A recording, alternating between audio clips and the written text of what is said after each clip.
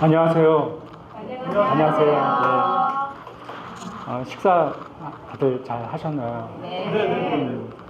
뭐 이런 것을 저는 코로나 기간 때라 그것도 아직 뭐 좀 어색하기는 한데 지금 이런 모임이 한 2년 반 만에 뭐 처음 이루어지는 것 같아요. 그리고 더군다나 또 어린이날이라고 그래가지고 또 다 같이 막 이렇게 오다 보니까 또 저는 사는 곳이 용인인데요.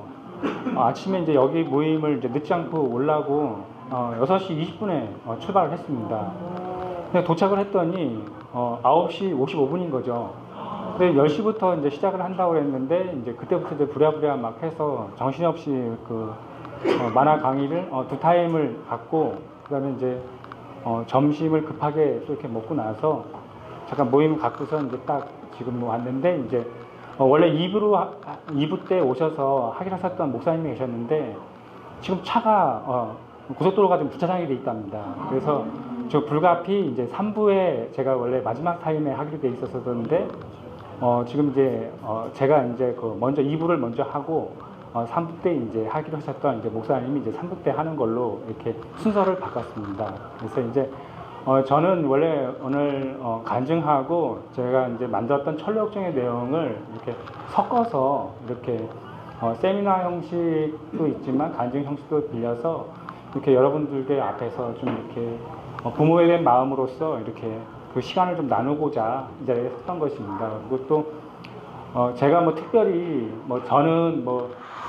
여러분들 같이 저도 자녀가 있거든요. 근데 제가 이 자녀를 뭐 양육을 너무 잘해서 모범이 되어가지고 이 자리에 쓴 것도 아니고 그냥 부모된 자의 마음으로서 같이 공감하면서 그 마음을 좀 같이 가고자 한 마음에 이 자리에 섰던 것이니까 그 강대상 쪽에 섰다고 해가지고 저 사람은 완벽한 사람으로 쓴 것이라고 생각하지 마시고 그냥 같은 고충을 같이 나눈다라는 그런 마음으로 제 이야기를 좀 들어줬으면 좋겠습니다.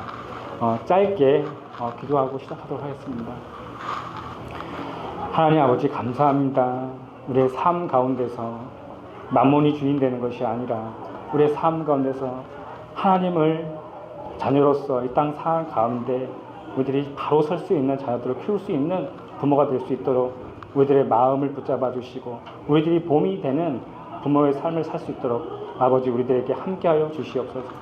그렇게 행하실 예수님의 이름으로 기도드립니다. 아멘. 할렐루야. 저는 만화로 예수님을 전하는 만화가 최철규 집사입니다. 제 영상이 하나가 있는데요.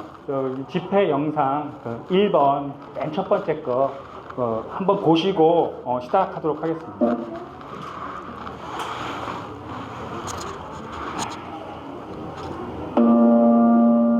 어렸을 때부터 그 그림 그리는 재주가 저한테는 좀 있었었어요. 성인 만화가 항상 주목을 이루던 그 시절이었었는데 성인 만화를 잘 그리려면 공간이 내 안에 충만해야지만 그렇게 큰 돼요. 프레드 자치책, 한 동영상 뭐 매일매일 하루에 한 갑 안에서 많게는 2갑 반, 4일에 한 번씩은 포럼을 했고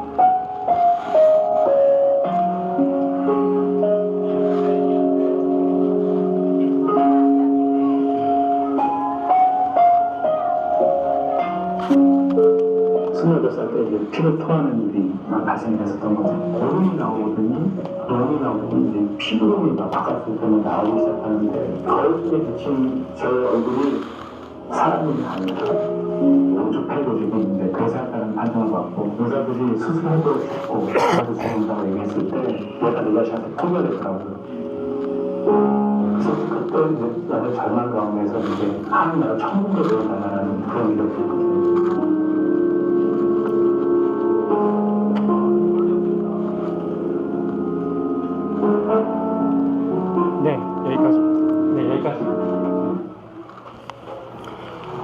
여러분들 지금 성경책은 가져오시지 않았겠지만 제가 얘기하는 중에 성경 본문에 대한 이야기들이 참 많이 나오고 그 다음에 적용하는 것은 이제 철로역정에 관련된 이야기가 좀 많이 나오는데요. 저 볼펜하고 메모지가 계시신 분들은 좀 제가 알려드리는 성경 구절이 있는데 그 구절로 인해서 한 사람이 세상 사람으로 살던 사람이 어떻게 크리스찬의 마음을 갖기 시작했고 어떻게 해서 그 길 가던 그 세상의 유리를 쫓던 길에서 돌아서서 이 길을 걸어갔는지 그 말씀들을 여러분들 삶 가운데서 한번 묵상해 보시는 조용한 큐티 콰이어 타임 시간 때 한번 조용히 한번 묵상해 보셨으면 좋겠습니다.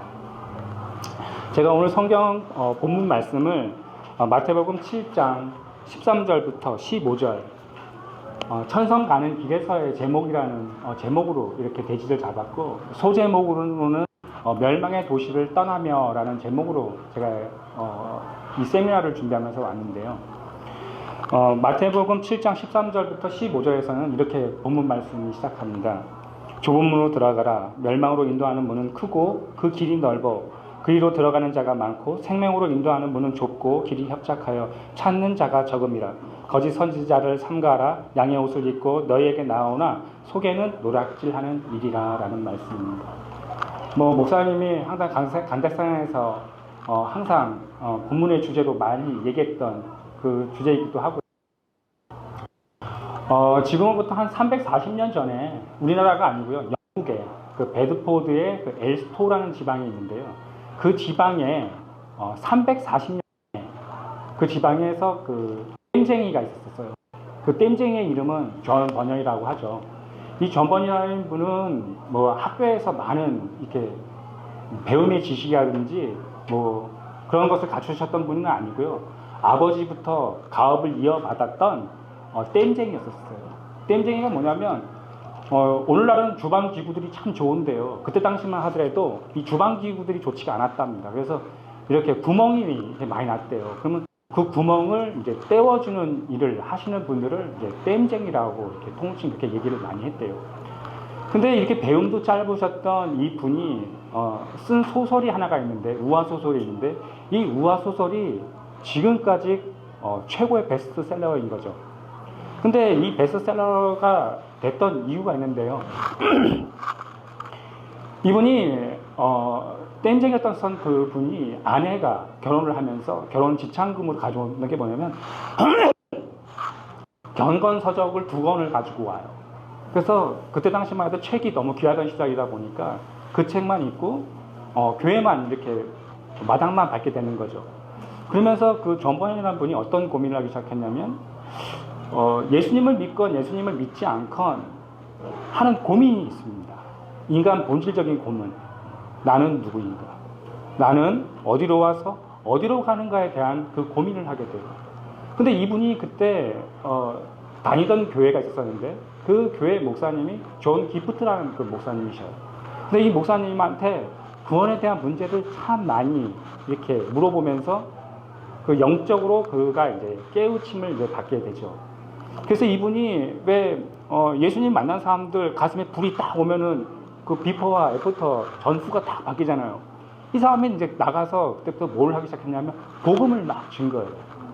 근데 그때 당시 영국은 성공회만 국교로 인정해 주었었고 침례 교도였던 존 버녀는 이단시가 되는 거죠. 왜냐하면은 성공회가 아닌 다른 감리교, 장로교, 다른 교파는 다 이단시화 되던 곳이었었는데, 그분이 그렇게 이단 시비에 얽매여가지고 종교 재판을 받게 됐는데, 결국에는 이분이 이제 12년 감옥살이를 하게 돼요. 그래서 12년 동안 감옥살이를 하고 다시 나왔다가 재차 또 복음을 증거했다는 이유로 2번째 다시 감옥에 들어가게 돼요. 그때 이제 2번 감옥에 이제 들어갔을 때 집필하게 됐던 소설이 있는데, 그 소설이 철로 역정이라는 그 소설을 집필하게 되죠. 원래 그 원 제목은 필그림 크로그레스라 그래가지고 천성 가는 길에서라는 제목으로 이렇게 해석이 될 텐데, 그것이 이제 그 동양권 중국 쪽으로 이렇게 번역이 되고 일본 쪽으로 이렇게 아시아권으로 번역이 되면서 그 제목이 이제 철로 역정으로 바뀌게 됩니다. 철로 역정의 그 한자를 이제 풀이를 하게 되면 하늘천 길로 지날려 길정을 써가지고 천국 가는 길에서 겪었던 일에 대한 기록이라고 이렇게 얘기할 수가 있어요. 근데 예수님 믿는 사람들 그렇잖아요. 자기가 누군지 몰랐다가 말씀을 통해서 인격적으로 이제 자기가 하나님을 진짜 인격적으로 성경책을 통해서 자기 자신을 들여다보고 나한테는 이 죄의 문제를 해결할 수 없다고 하는 철저한 그 자정감 속에 빠졌다가 우리를 창조하신 하나님을 만나게 되는 그 순간이 있죠. 그래서 그 사람이 그 전에는 세상의 유의를 쫓던 삶을 살다가도 나중에 예수님을 만나고 난 다음에는 전혀 다른 세상 사람들한테 조롱을 받고 세상 사람들이 보기에는 가치관이 없는 것에 가치를 두며 그것을 향해서 나아갈 때마다 세상 사람들은 조롱하죠. 왜냐? 돈이 안 되고 그것이 명예가 되는 것도 아니고 그 사람을 하여금 왜 종교를 예수님을 믿는다고 하면서 꼭 저렇게까지 해야 되느냐라고 하는 조롱의 자리까지 또 내려가게 되잖아요. 저 또한 신앙생활이 저는 여행이라는 표현을 많이 쓰는데요. 눈을 떠보고 나가서 엄마 아빠를 다 알아보지는 않지 않습니까? 뭐 대소변도 못 가리고 어떤 게 먹는 것인지 안 먹는 것인지 구별도 못하는 그 시간을 갖다가 점점점 자라고 몸이 자라고 나면서 어머니를 알아보게 되고 또 아버지를 알아보게 되고 내가 어느 위치에 어느 형제들 가운데 내가 위치에 어느 것을 하고 있구나라는 것을 알면서 집안일도 등등 하게 되면서 또 잠깐 또 사춘기 시절을 또 겪으면서 바람도 했다가 끝내는 부모님한테도 효도하면서 바르게 가는 그 길에 그 단계 말입니다. 그런데 어떤 사람에게는 그 단계의 시간이 평생이 되는 사람들도 있고 어떤 사람은 그 고집과 아집으로 인해서 죽음의 문턱에 이르러서까지 하나님이라는 분을 인정하지 않고 가는 사람들도 있죠. 또 어떤 사람들은 그때와 그 시는 모르지만 하나님을 영접해가지고 정말 인격적으로 삶이 돌아서는 사람들도 있단 말입니다. 저는 그것을 그래서 예정론이 그래서 존재하는 거라고 저는 생각을 해요. 왜냐하면 사람이 어떤 사람을 보고선 절대 평가를 내릴 수가 없는.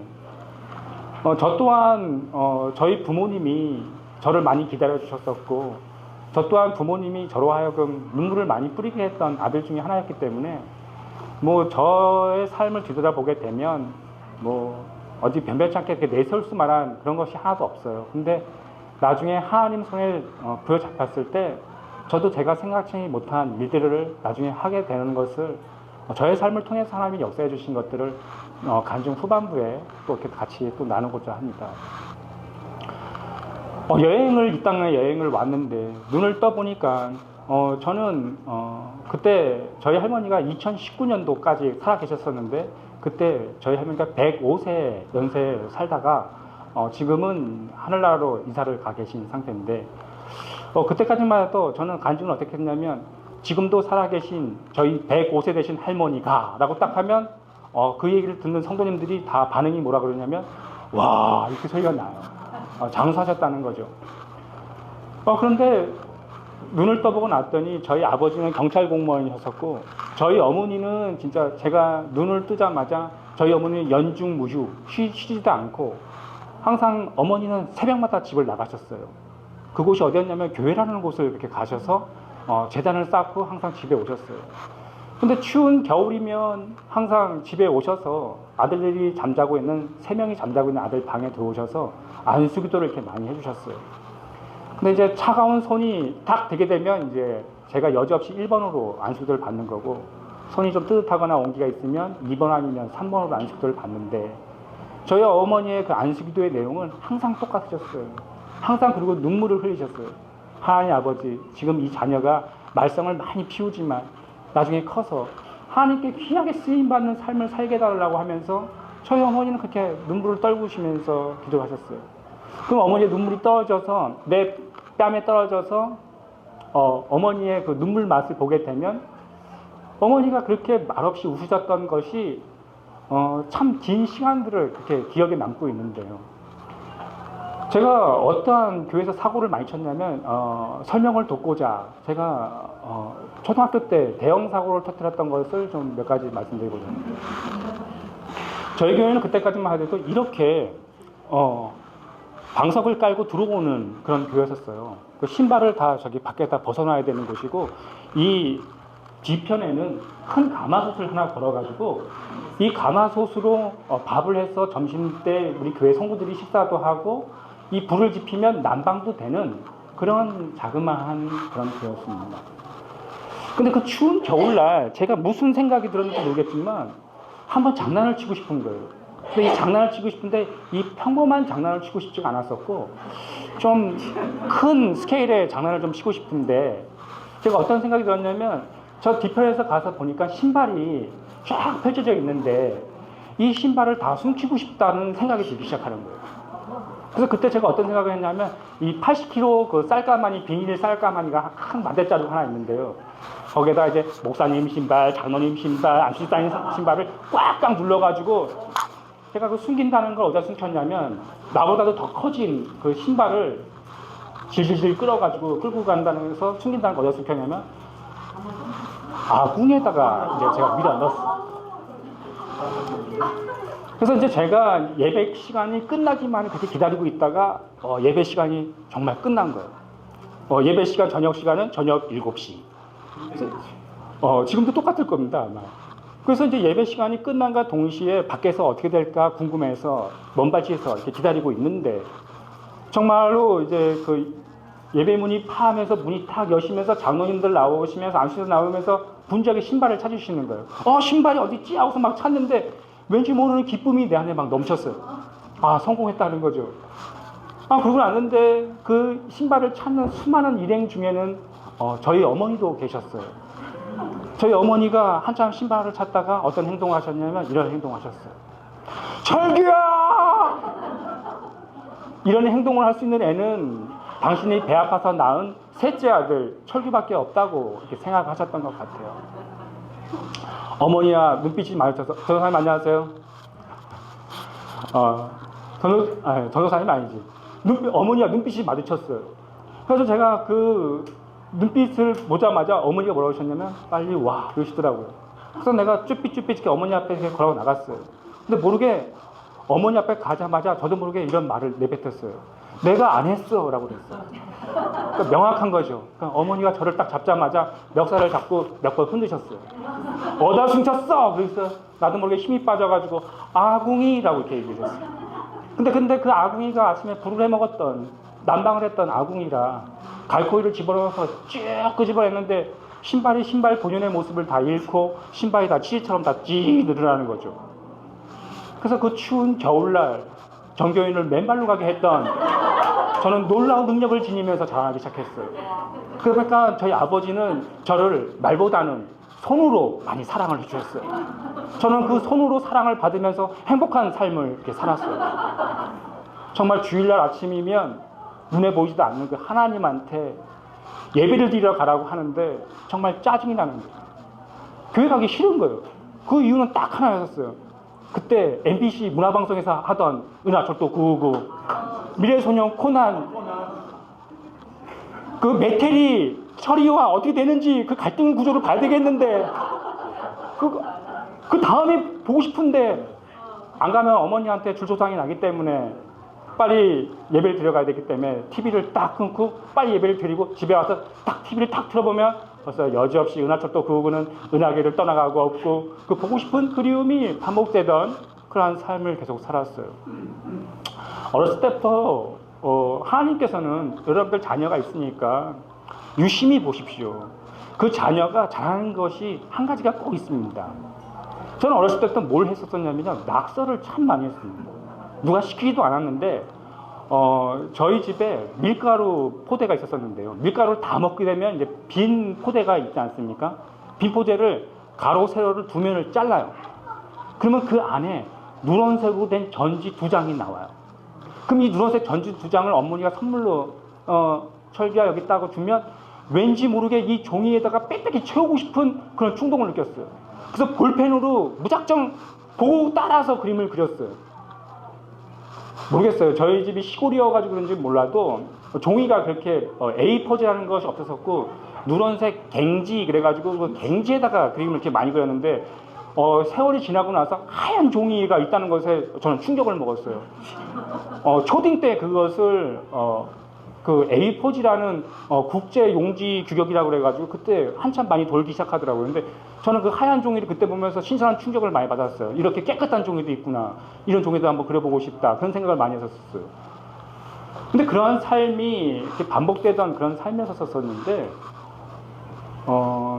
저희 어머니는 항상 울면서 기도 주셨던 그 모습이 평생의 기억이 남았었는데 항상 그런 삶이 반복되고 일상이 평화롭지가 않잖아요. 우리의 인생 삶 가운데서. 저희 어머니가 하루는 기침을 그렇게 많이 하시는 거예요. 그래서 우리 어머니가 대학병원에 가서 종합검진을 받다 보니까 폐결핵 좌기라는 거예요.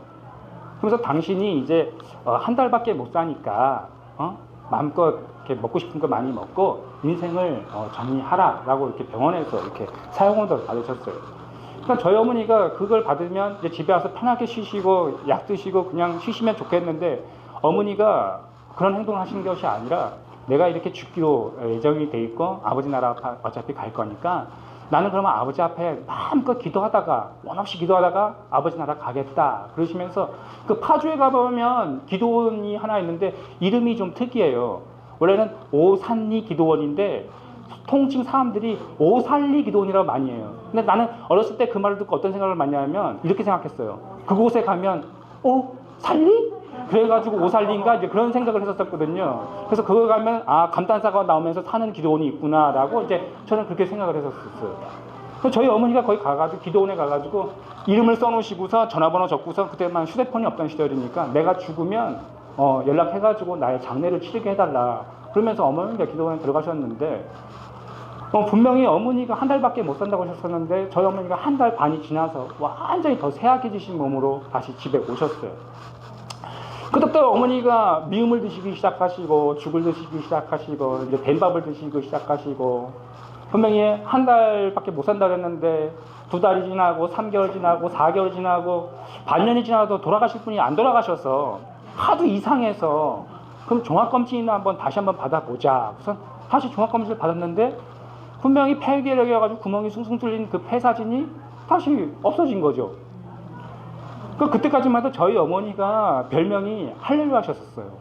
근데 교회에서 웬만하면 그렇게 부담스러운 별명 안 줘주시거든요. 할렐루야가 뭡니까?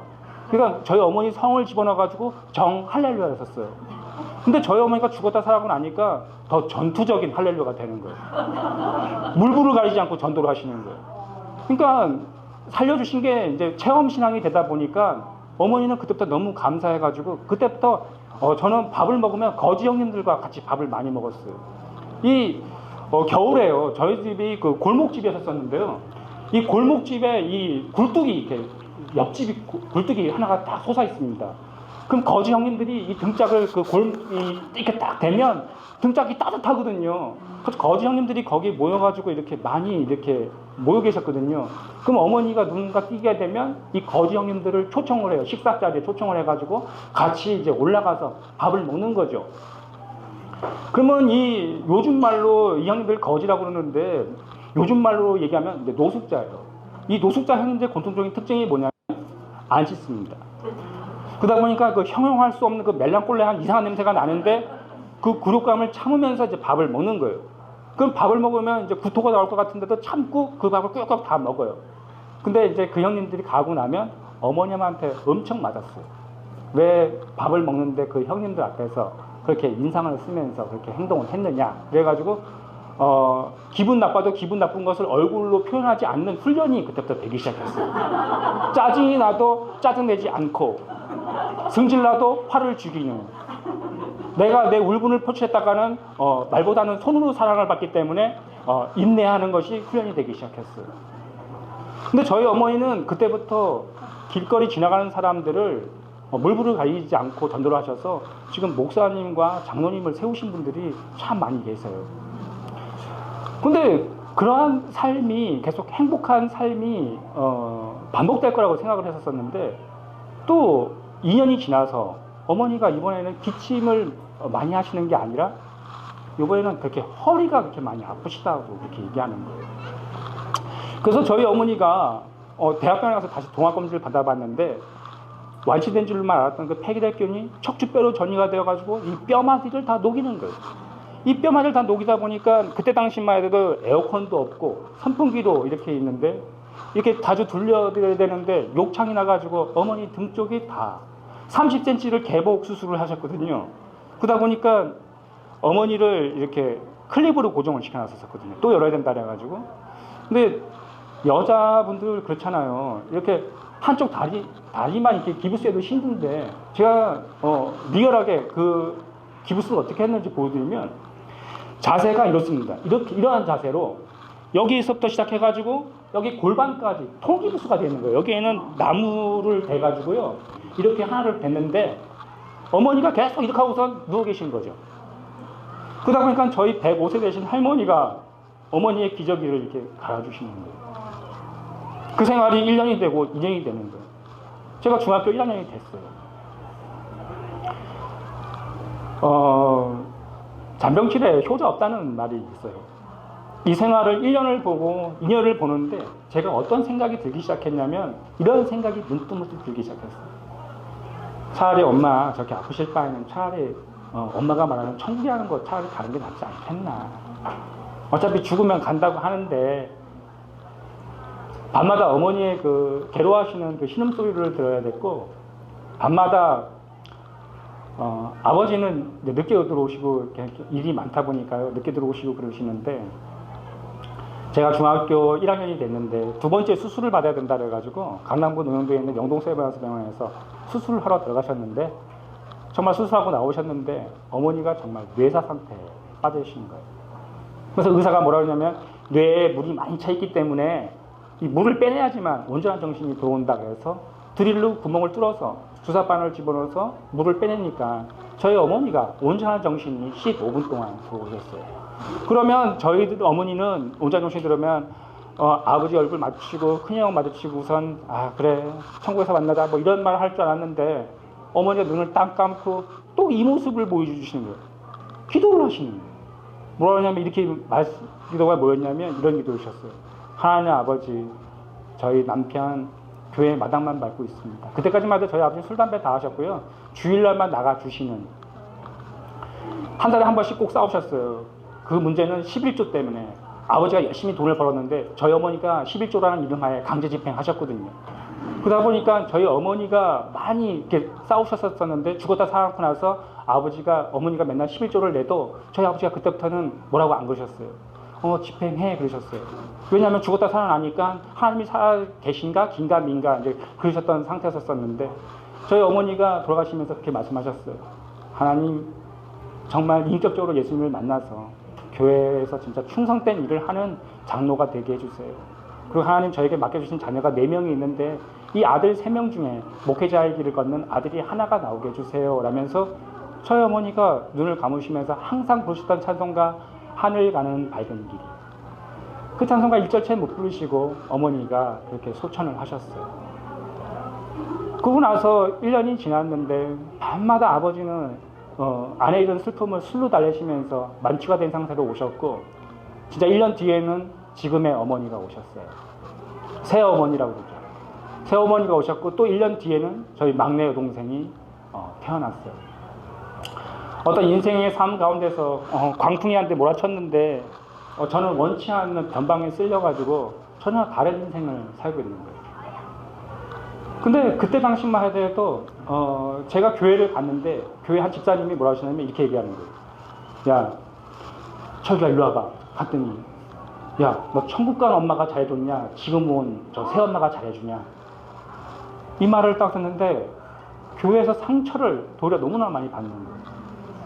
그러니까 그 헤아려주는 헤아림으로 헤아림을 받는 것인데 그분은 이런 말을 했는지 기억도 없겠지만 어린아이라고 감정 없고 어린아이라고 그 쌓아두는 것이 쌓지 않는 것이 아니거든요. 근데 그때 정말로 뜨거운 것이 올라오더라고요. 내가 말은 안 했지만 입장 바꿔 생각해 보세요. 집사님 내가 기분이 좋겠나.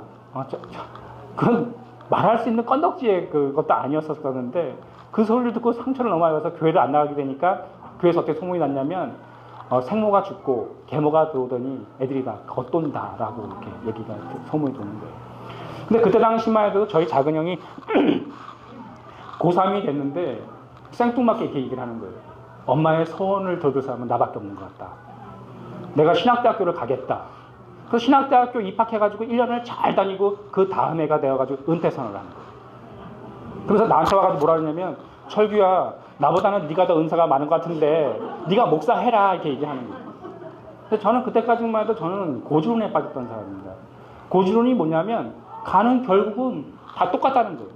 불교에서 말하는 이 극락이나 이 기독교가 얘기하는 이 천국은 이 땅에서 착하게만 살면 가는 곳이 극락이고 가는 곳이 천국이다라고 알고 있던 저는 복음의 복자도 모르는 저는 문외한이었어요. 그런 삶을 살아가고 있는데 저희 작은 형이 은퇴 선언을 한 지 일주일도 안 됐는데 기침을 했는데 피가 나오는 거예요. 그래서 대학병원에서 종합검진을 받아보니까 7가지 합병증에 걸렸어요. 비형간염, 결핵, 급성 폐렴, 결핵 그렇게 걸려가지고 같이 식구들과 같이 밥을 먹을 수가 없는 거예요. 격리가 돼야 되는 거예요. 그래서 우리 형이 한 4개월인가 딴 데 가서 격리가 돼 있다가 다시 올라왔어요. 근데 우리 작은 형도 배운 게 도둑질이라고 어떤 행동을 했냐면 이불을 싸짊어지고 그 파주에 있는 오살리 기도원에 들어갔어요. 근데 그 기도원을 그때 하고 나와서 그때부터 이상한 일이 발생된 것은 신앙생활을 안 하고 목회를 안 하겠다고 집에다 군란만 일으키면 병이 더 심해지는 거예요. 그리고 또 나을 법 해가지고 약 잘 먹고 나았는가 했는데 다시 또 판을 엎으면 병이 다시 또 심해지는 거예요. 그러다 보니까 나중에는 우리 작은 형이 그렇게 어려움 당하고 나니까 나중에는 우리 형이 하나님 앞에 두 손두박을 다 들었어요. 그러고 나니까 그 병의 차도를 보이는. 지금 저희 장님은 저희 작은 형님은 지금 송파구 가락동 그쪽 근처에서 지금 담임 목회를 하는 지금 목회자가 돼 있습니다. 그리고 또 저희 아버지는 지금 시무장로로 왕성히 활동하시다가 지금은 은퇴하셔서 교회 화장실을 청소하고 계십니다. 저희 어머니가 돌아가실 때 소천하시면서 마지막 서원 기도를 하고 돌아가셨는데 여러분들 한번 이런 거 한번 되돌아봤으면 좋겠습니다. 저도 자녀가 있거든요. 저는 가정 분위기가 아버지가 경찰 공무원이었기 때문에 준법 정신이라고 그러죠. 교통 법규 어기면 안 되고 이거 하면 안 되고 남의 거 만지면 안 되고 항상 그런 규칙 속에서 살았기 때문에 저 또한 딸을 그렇게 많이 그렇게 가르치거든요. 그러다 보니까 참아주지를 않으셔요, 저희 아버지가. 그러다 보니까 저는 그 상처를 받았었는데 저가 그렇습니다. 우리 자녀들이 우리 어머니는 저한테 짜증내거나 화를 내시진 않으셨어요. 왜냐하면 워낙에 당신 자체가 몸이 너무나 이렇게 쇠약한 상태고 너무 힘드니까 그것까지 관여할 수가 없었기 때문에 어머니는 그럴 때마다 아플 때마다 항상 우시면서 기도하시는 그 모습밖에는 저한테는 기억이 없어요. 제가 간증 후반부에도 그 얘기를 하겠지만 저 또한 세상적으로 유의를 즐길 때 제일 가장 기억났었던 것은 어머니의 눈물이었어요. 기도의 눈물. 지금 자녀들 가운데 신발을 치즈로 만드는 자녀들이 계십니까? 그 자녀를 향해서 내가 쏟고 싶은 말을 다 쏟고 계십니까? 쏟고 나면 시원한 감은 있겠지만 그 자녀는 쌓아둔다는 거죠. 쌓아두면 그 자녀 또한 가슴에 상처로 남게 되고 그 상처는 언젠가 도리어 역으로 부모한테 대들는 그 시점이 초래하게 돼요. 아직 겪으시지 않나요? 조만간입니다. 누구나 다 겪게 되는 것이고 누구나 다 그 아픔을 다 겪게 되는 것입니다. 그런데 우리 작은 형님이 그렇게 변하고 나서 저는 그때 어떤 생각이 들어 있었냐면 나도 인생 가운데 어떤 진로를 찾아야 되겠는데 나는 어떠한 것으로 진로를 찾아야 될까라고 생각했는데 저는 공업계 고등학교를 나와서 취업을 나갔지만 적성에 맞지가 않으니까 그것을 그만두고 나와서 제가 간 곳은 저희 스승님이신 만화가 이현선 선생님한테 평소에 그림 그리는 것이 너무나 많이 있었어요. 그래서 그것을 그 서류 봉투에 담아서 빠른 등기로 이렇게 보냈는데 이틀이 지나서 저희 선생님이 전화가 오셨어요.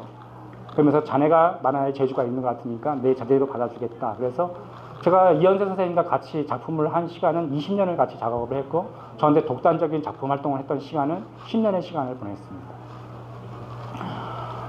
근데 저는 아까 소개 영상에서도 잠깐 나왔다시피 저는 일반 코믹스 쪽 그런 만화로 데뷔한 것이 아니고 이 성인 만화로 데뷔를 했는데요. 이 성인 만화가 그렇습니다. 이 음란한 것을 잘 표현하려면 내 안에 음란을 가득 집어넣어야 돼요. 그럼 제가 이 음란물을 담기 위해서 제가 했던 것이 뭐였냐면 야한 동영상, 야동이라고 그랬죠. 야동, 포르노, 그 다음에 플레이보이 잡지책, 수많은 성인 화보책을 보면서 인체를 보고 그리는 거예요. 이 생활을 4년을 했습니다. 그러다 보니까 나중에 어떤 일이 발생되냐면 샘플을 안 봐도 체형만 봐도 다 그려져요. 왜냐하면 인체 정보가 이제 머릿속에 이제 들어오다 보니까 그다음부터는 안 보고도 그려지는 거죠. 마찬가지입니다. 내 안에 성령 하나님이 충만할 때 정말 교회에서 덕을 세우는 행동을 하게 되거든요. 근데 성령이 이미 충만할 때 내가 진짜 본이 되고서 덕을 세우는 그런 모습을 쓰임받게 되는데 마찬가지입니다. 음란만화를 잘 그리기 위해서 음란을 내 안에 꽉 채워 나갔는데 그러한 생활 속에서 회피한 삶을 살아가기 시작을 하는 거죠.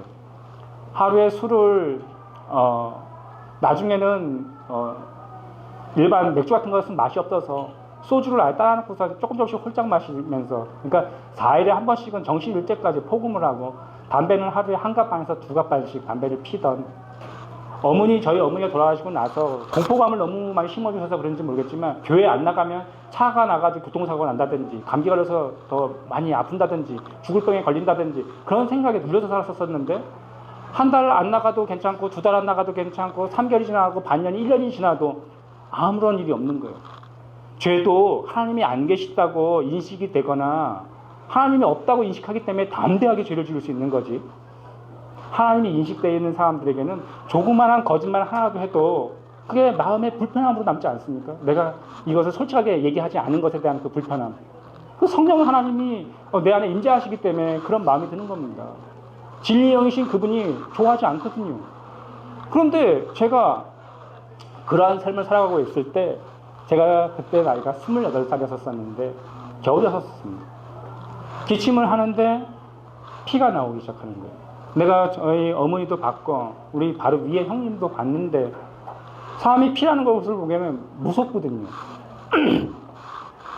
동네 작은 병원을 갔더니 의사가 청진기를 대더니 엑스레이 사진을 한번 찍었으면 좋겠습니다 라고 해서 엑스레이 사진을 찍었어요. 그 의사가 직접 나와서 최철규 씨 빨리 안 하고 들어오세요. 그래서 빨리 들어왔어요. 그랬더니 의사가 뭐라냐면 당신이 오른쪽 폐가 지금 구멍이 나 있어서 빨리 대학병원에 가서 수술을 받으라 라고 얘기를 하시는 거예요.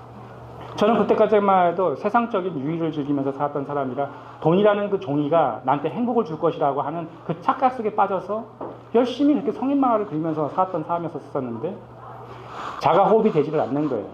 소변을 보다가 주저앉는 거예요. 왜냐면 한쪽 폐로 숨을 쉬다 보니까 압박이 오다 보니까 못 견뎌가지고 이제 정신을 놓는 거예요. 그렇게 짧게 기절을 하게 되는 거예요. 그러고 나서 소견서를 받아서 대학병원을 갔더니 왜 이렇게 늦게 왔냐 그러면서 CT자랑 MRI 여러 검사를 하더니 오른손을 들어라 그래서 이제 들었더니 6번째 갈비뼈 마디에다가 이제 메스를 그어가지고 튜브를 박았어요. 호수를 박았어요. 그래서 호수를 박아서 기침을 많이 하게 되면 폐가 다시 정상으로 돌아온다는 거예요. 그 병명은 기흉이라는 병명입니다. 이 늑막력 그 사이에 그 횡격막 사이에 그 공기가 차는 병인데요. 그 마르고 키 큰 사람한테 이 병이 자주 온답니다. 그러면서 기침을 많이 하게 되면 폐가 다시 정상으로 펴진다고 그러는 거예요. 그래서 기침을 열심히 했는데 이 튜브를 박았던 곳에서 그 노란색을 띤 물이 나오기 시작하더니 그 다음에 피가 나오더니 죽은 피가 나오더니 고름하고 농이 막 나오기 시작하는 거예요. 나중에 이렇게 연결된 통 맨 밑에는 이렇게 물통이 하나 담겨 있었었는데 이 맨 밑에 고름하고 농이 밑에 쫙 깔려 있고 위에는 다 죽은 핏물이 있고 여긴 다 위에 피 거품으로 이렇게. 그래서 제가 기침을 컬럭 하게 되면 위에서 물 거품이 버글버글 올라와요. 나중에 다 메꿔지게 되면 이 기포가 안 올라오면 이제 잘 메꿔지게 된다고 그러더라고요. 그래서 기침을 계속 하라 해서 한 달 동안 기침을 열심히 해도 폐가 정상으로 돌아오는 것이 아니라 계속. 그래서 나중에는 어떤 생각이 들었었냐면 자가 호흡이 안 되는 거예요. 산소 호흡기를 이제 깨게 되는 거예요. 그리고 제가 키가 178인데 그때 당시 몸무게가 46kg였었어요. 나중에 이제 수전증이 와가지고 걷지 못하는 상태가 발생이 됐어요. 제가 병원 생활 40일 만에 걷지를 못하는 상태가 됐어요. 그리고 이쪽 구멍 뚫은 곳에서 이렇게 뼈가 이렇게 휘어가지고 이런 상태가 돼 있는데 저희 교회에서 소문이 나는 거예요. 최병수 집사님 아들, 막내 아들, 철규 이렇게 죽는단다. 그래서 소문이 나서 금요철 때마다 저를 두고 저희 교회 성도님들이 꺼져가는 불꽃 끄지 마시라고 저희 모든 교회 성도님들이 그렇게 기도하는 그 시간을 가지셨거든요. 근데 저는 그때 어떤 생각을 했었냐면 맨 처음에는 기흉이라고 그래가지고 기침만 하면 자신이 펴진다고 했는데 이 기흉이라는 병명에서 농흉이라는 병명으로 바뀌었어요. 폐조직이 이제 썩는다는 거예요. 나중에는 혈흉이라고 바뀌었어요. 각체하면서 피가 이제 썩은 것이 이제 바깥으로 나오는 거예요. 나중에는 이제 폐혈증 증세가 오기 시작했어요. 고열이 나오면서 이제 죽는다는 거예요. 그 의사가 뭐냐면 수술해도 죽고 안 해도 죽으니까 괜히 저 아이에게 고통을 더 줄 필요가 없다라고 얘기를 하는 거예요. 그래서 밤마다 이제 마약성 진통제 아주 강한 마약 성분이 들어있는 그 약을 주사를 놔주셨어요. 그래도 그거를 맞아도 사람이 이 호흡이라는 것은 이 땅에 여행을 시작하면서부터 지금까지 멈추지 않고선 계속 이루어지는 행동인데 이게 한쪽이 폐가 없는 상태에서 한쪽으로만 숨을 쉬다 보니까 감정이 참 이상한데요. 나중에 죽고 싶어요. 죽고 싶은데 살고 싶어요. 그 두 가지에 너무 고통스럽다 보니까 차라리 죽었으면 좋겠다라고 생각이 들면서도 살고 싶은 그 이상한 그 감정. 제가 나중에 뭐라 그랬냐면 내 인생 가운데 왜 나한테만 이런 일이 벌어졌어. 내 친구들은 저렇게 술, 담배 먹고 밤을 새고 놀고 최선을 다해서 놀고 그 다음날 또 술을 먹고 아침에도 또 해장한다고 또 술 먹고 그렇게 살아도 저렇게 멀쩡한데 나는 그렇게까지 하지도 않았는데 왜 나한테는 왜 이러한 최악의 시나리오가 쓰여져 가지고 이렇게 살아가야 되는 거지? 라는 생각이 들기 시작했어요. 제가 여러분들께 맨 처음 시작할 때 성경 구절이 많이 나옵니다라고 얘기를 했는데 성경 구절이 지금까지 한 번도 나오지가 않았어요. 지금부터 이제 많이 나오기 시작할 거예요. 여러분들 지금 볼펜과 종이가 준비되어 있다면 지금부터 쓸 준비를 하시면서 들어주시면 좋겠어요. 그렇게 아픔이 사람마다 자기만의 아픔이 있고 그 아픔으로 인해서 하나님을 만나는 시간이 있고 또 어떤 질병으로 인해서 하나님을 나의 구주로 영접하는 사람들도 있고 또 어떤 사업이 망했는데 망한 그 사업체로 인해서 울부짖다 보니까 하나님을 만나는 경우도 있고 하나님을 만나는 경우가 모든 사람들이 다 일률적으로 다 똑같지는 않겠지만 저의 삶 가운데서는 그렇게 만나기 시작하셨어요. 저희 어머니께서 그때 뭐라고 했었냐면 이랬었어요. 그 대학병원에는 목이 꺾여 있는 소변통이 하나 있는데 이 소변통을 비우고 와가지고 저희 어머니가 이렇게 얘기하시는 거예요. 엄밀히 따지면 저희 새어머니죠. 새어머니가 이렇게 얘기하시는 거예요. 철규야, 너 말씀 읽어야지만 하나님이 너를 고쳐주신다. 말씀 읽어라. 말씀 읽어라. 젊은 시절부터 어린 시절부터 어머니한테 어긋장치고 말 안 들었던 것들만 너무 많이 생각나가지고 그 산 사람 소원도 들어, 뭐 죽은 사람 소원도 들었는데 그렇게 저렇게 말씀하시는 그거 하나 못 들어주겠나. 그래서 내가 읽어줄게 내가 이렇게 얘기했거든요. 그래서 내가 성경책을 딱 펼쳤는데 구약을 딱 펴니까 낙구가 너무 많이 나오는 거예요. 그래서 무서워가지고 덮었어요. 그래서 이제 신약을 딱 펼쳤는데 예수님의 족보가 한 장이 나오지만 그 다음부터는 이제 수월하게 읽기가 시작하게 있는데 성경책을 계속 읽다 보니까 잠언 10장 24절에 보게 되면 제가 지금 말씀드렸습니다. 잠언 10장 24절에 보게 되면 악인에게는 그의 두려워하는 것이 임하거니와 하는 말이 있어요. 악인, 죄인, 괴수 이들이 가는 곳은 어디를 가게 되냐면 지옥이라는 곳을 가게 돼 있어요. 왜 사람이 죽음을 생각하게 되면 왜 두려운 마음이 드는지 그 이유가 있습니다. 저는 그 구절을 어디서 알게 됐었냐면 전도서 3장 11절에 이렇게 말씀이 있어요. 하나님이 모든 것을 지으시되 때에 따라 아름답게 하셨고 또 사람들에게 영혼을 사모하는 마음을 주셨느니라. 우리들에게 영혼이 살고픈 그 마음을 우리에게 주었기 때문에 당신의 생명이 이제 한 달입니다. 두 달입니다. 라고 그런 소리를 듣게 되면 그 영혼을 또 갈망하기 때문에 그렇게 힘든 것이거든요. 어머니가 읽으라 그래서 맨 처음에는 과제물처럼 읽으려고 읽었는데 또 저는 또 읽다 보면은 또 깊이 빠져서 책을 잡으면 끝까지 읽는 성격이 있는데 그때부터는 엄마의 그 소원을 들어주기 위해서 읽는 것이라면 나중에는 정말 귀가 궁금해서 읽기 시작하는 것으로 이제 바뀌어지기 시작했었어요. 성경을 읽는데 마가복음 9장 48절에서부터 49절에는 이렇게 써 있어요. 거기에서는 구더기도 죽지 않고 불도 꺼지지 아니하느니라. 사람마다 불로써 소금 시듯함을 받으리라. 저희 할머니가 저한테 추어탕을 끓여주신다고 메꾸라지를 시장에서 사고 오셨는데 소금을 하나, 굵은 소금을 탁 치는 거예요. 그러니까 얘네들이 몸을 막 꼬우면서 안에 입에 들어갔던 것을 다 토설을 하는 거예요. 거품을 토하면서. 그러면서 미꾸라지가 죽죠. 저는 그림 그리는 사람이다 보니까 불로서 소금 치듯함을 받으리라라는 그 구절 속에서 미꾸라지가 그것이 연상이 되는 거예요. 아마 지옥이 그럴 정도로 처절한 곳이라면, 제가 그때 산소호흡기를 끼고 있었었고, 나중에는 자가호흡이 안 되다 보니까 강제호흡기를 끼고 있었거든요. 중환자실과 일반 병동을 오르내리면서 옆에 계신 분들이 바뀌어지는 모습을 참 많이 봤어요. 가셨다는 거죠. 처절한 두려움 속에 성경책을 읽어나가는데, 제가 일상의 평범한 삶 가운데서 성경을 구절을 읽었다면, 이런 말씀도 있고 이런 말씀도 있고 참 좋구나, 그러고서 끝났을 거예요. 근데 죽음이 멀리 있다고 생각했었는데 당장 죽음이 나한테 초래해 있고 옆에 분들도 계속 바뀌시는 거예요. 순서상으로 보면 저희 할머니가 먼저 가고 내가 가는 게 맞는데, 태어나는 거는 순서가 있을지 모르겠지만 가는 거에는 순서가 없구나라는 생각이 그때 들기 시작하면서 성경책을 읽기 시작하는데, 고린도 후서 13장 5절에 보게 되면 이런 말씀이 있어요. 너희는 믿음 안에 있는가? 너희 자신을 시험하고 너희 자신을 확증하라. 예수 그리스도께서 너희 안에 계신 줄 너희가 스스로 알지 못하느냐? 그렇지 않으면 너희는 버림받은 자니라는 말씀이 있어요. 네가 믿음이 있는지 네가 믿음이 없는지 네 자신을 시험해보고 네가 구원받은 자인지 아닌지를 한번 확증해 보려는 거예요. 이 말씀을 읽는데 평상시 때 읽었다면 그냥 간과했었을 거예요. 간과는 볼갈자 지나갈까지라 해서 보고도 지나간다는 뜻인데 그냥 지나쳤었을 거예요. 근데 내가 지금 삶이냐 죽음이냐 기로에 섰는데 이 말씀이 나한테 적용이 되는데 두려운 마음이 들기 시작하는 거예요. 나는 구원받은 자인가? 내가 내 자신을 시험해보니까 자신이 하나도 없는 거예요. 눈물만 나오는 거예요. 나 구원받아야 되겠는데 나 어떡하지?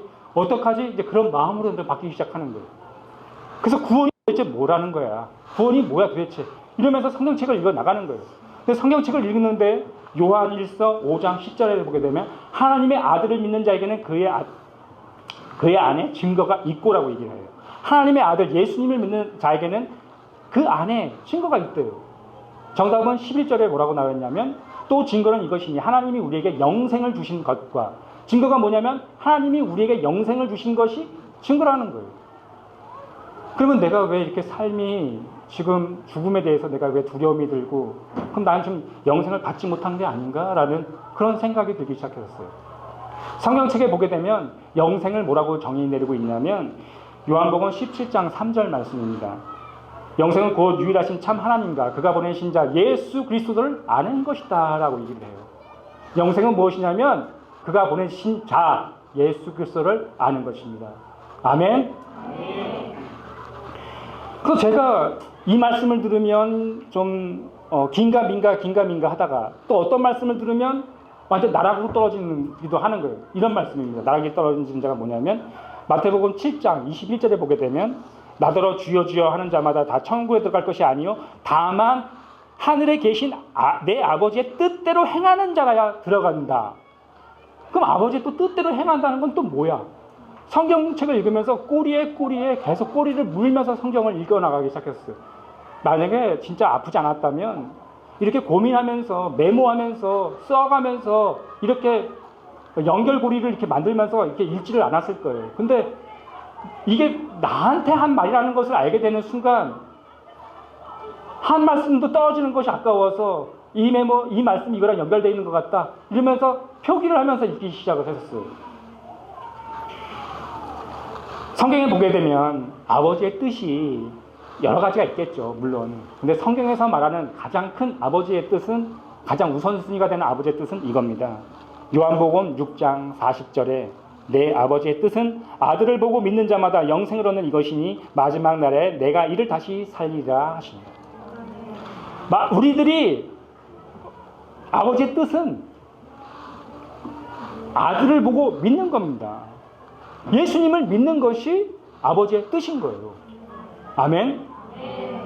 예수님을 믿는 것이 하나님의 뜻인 거예요. 아멘. 그 마음 뜻이 점점 알아지기 시작했었어요. 그러면서 제가 어떤 생각이 들었냐면 수술이 이제 예약이 되었는데 오른쪽 폐를 제거하는 수술이에요. 그 수술이 이제 3번 들어가야 되는 건데 가슴을 드릴로 열고 벌려서 앞에 상단을 짜게서 폐를 자르고 다시 클립으로 덮어놓고 이게 다시 녹아내리지 않으면 그대로 좀 며칠 뒀다가 꼬매는 겁니다. 근데 만약에 뒀는데 또 썩었다. 그럼 2번째 절개를 하고 그래도 나중에 완전히 썩었다 그러면 완전히 폐를 제거하는 3번의 수술이 잡혀있던 그 수술이었었어요. 근데 수술을 하기로 한 그 아침에 너무 두려운 마음이 드는 거예요. 그래서 제가 하나님한테 기도를 드리러 가야 되겠다라는 그 생각하에 그게 가톨릭 병원에서 썼는데 2층에 기도할 수 있는 공간이 있어서 제가 안전바를 이렇게 잡고서 옆으로 이렇게 한 다리 옮겨가지고 제가 그 기도할 수 있는 처소까지 내려가서 그때 처음으로 나의 인생 가운데 하나님께 처음 기도를 이렇게 드렸던 것 같아요. 하나님, 저는 교회 마당만 밟았던 사람입니다. 저를 불쌍히 여겨주셔서 십자가상에 있었던 불평강도처럼 제가 주님을 위해서 한 것은 아무것도 없지만 주님, 저도 눈 뜨고 나면 낙원에 거할 수 있는 은혜를 주시옵소서라고 그렇게 기도를 드렸어요. 그 맨 마지막으로 하나를 더 붙였어요. 하나님이 정말 하실 수만 있다면, 저를 살려만 주신다면 제가 성인 만화 그리지 않고 하나님이 기뻐하시는 만화를 그리겠습니다 라고 하나를 끼워서 집어넣었어요. 기도하고 올라왔는데 엘리베이터를 딱 탔는데 기침이 나오기 시작을 하는데 선지 피 덩어리를 개어내는 거예요.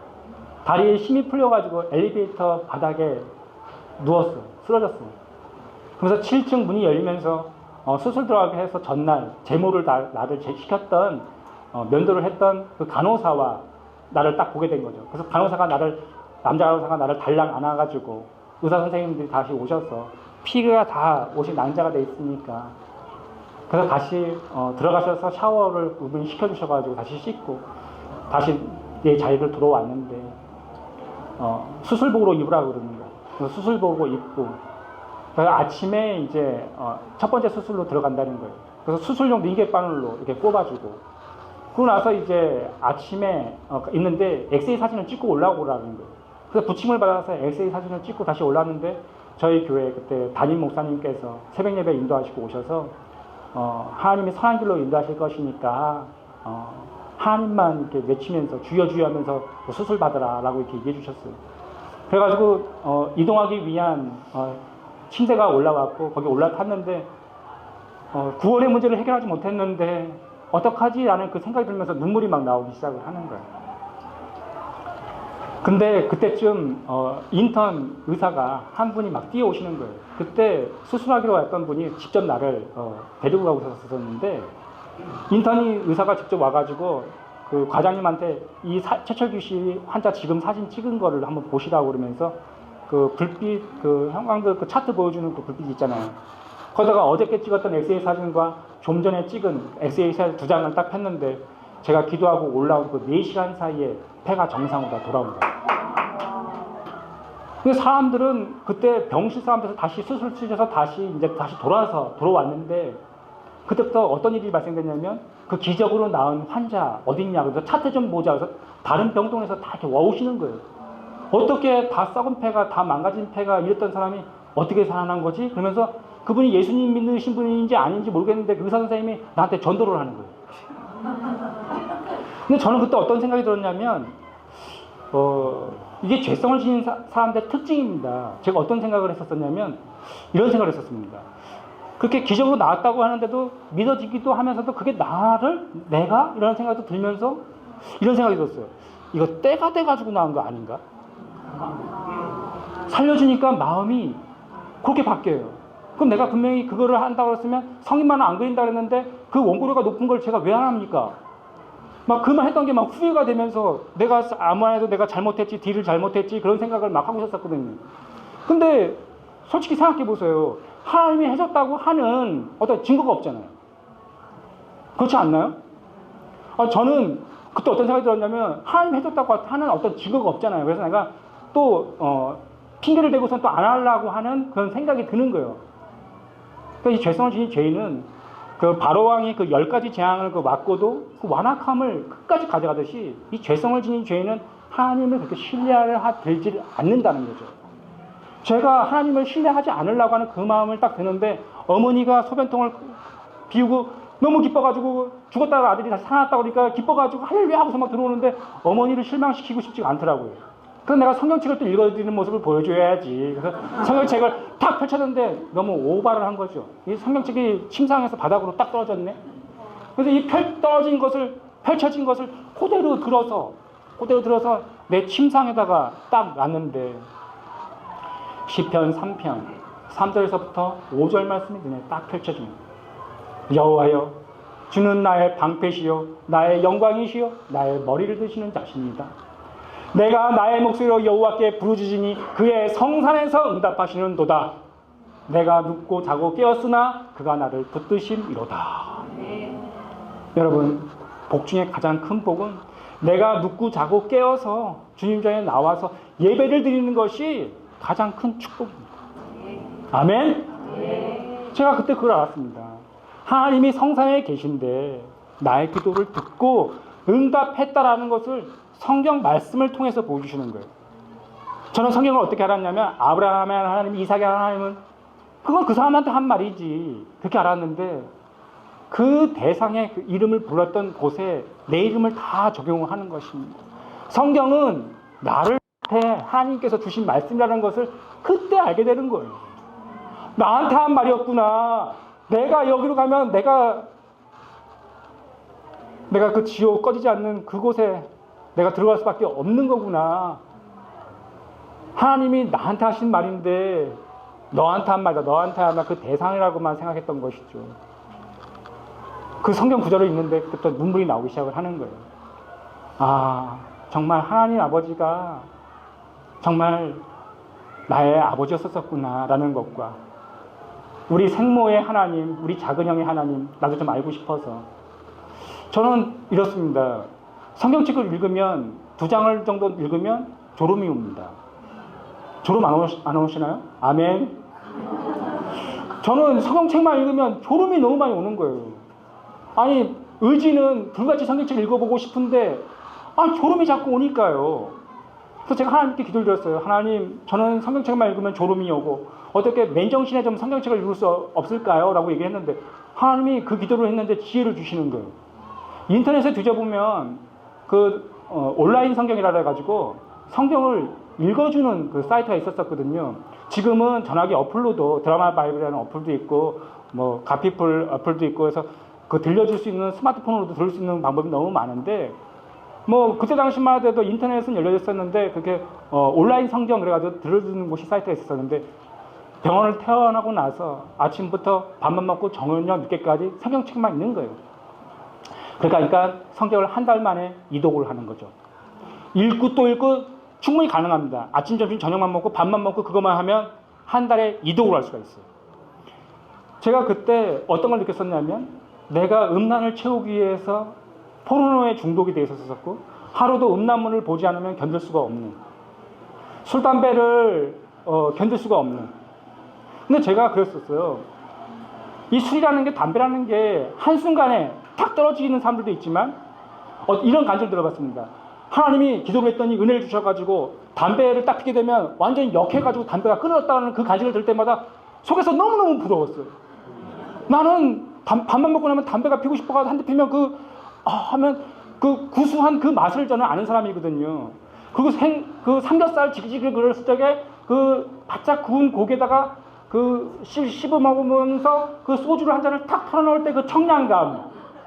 그리고 땀을 뻘뻘 흘리고 난 다음에 시원하게 음료수 카스를 하나 딱 까가지고 그 마신을 꺽꺽 할 때 그 목구멍에서 타고 나오는 그 짜릿함을 아는 사람이에요. 제가 그것을 안 한단 말입니다. 제가 그게 생각이 나는데 제가 화실 생활을 다시 복귀를 했는데 태어나서 다시 왔는데 교회에서는 제가 죽었다가 살아나서부터 어떤 일이 발생했냐면 그 용환교회 어디냐 그래가지고 저희 교회가 갑자기 부흥이 됐어요. 죽었다가 사람이 살아나니까 그 교회 용환교회 어디냐 그래가지고 저희 교회가 갑자기 부흥이 됐던 그 일이 지금도 기억을 하고 있어요. 근데 그러다 보니까 제가 교회에서 어떤 행동을 했었냐면 1년 동안 담배를 안 피고 술을 안 먹고 음란물도 안 보고 그렇게 잘 살았었는데 화시에서 화나는 일이 생겨가지고 야 담배 하나 줘봐. 그랬더니 담배를 다시 또 피는 거죠. 사람의 결단과 자기만의 내가 이거 하지 말아야지 하는 굳은 결심은 유효기간이 있어요. 암만 내가 안 하려고 해도 어느 순간 넘어지는 그 시점이 있어요. 잘 하다가도 30년이면 이제 추록을 할 수 있는데 마지막 30년 남겨놓고 하루 남겨놓고선 넘어진다고요. 우리 사람은 결단하면 결단할수록 더 넘어져요. 내가 하지 말아야지 그러면 더 해요. 제가 그거에서 어떻게 헤쳐나왔냐면 죽고 살아남고 나니까 더 심각한 죄성이 내한테 발견되는 거죠. 왜 산에 올라가 보시면 여러분들 등산하다 보면 이 낙엽 많이 쌓여 있잖아요. 근데 낙엽을 발로 툭 쳐보면 그 낙엽에 위에는 마른 낙엽이지만 그 밑에 물 같은 게 섞여져 있는 그런 땅 걸어보셨을 거예요. 죄성이라는 게 그래요. 겉에서 보면 멀쩡한 것 같은데 켜켜이 그 안에 들어가 보면 그 죄석의 진흙 같은 그 밭을 계속 걸고 있는 그 연약함.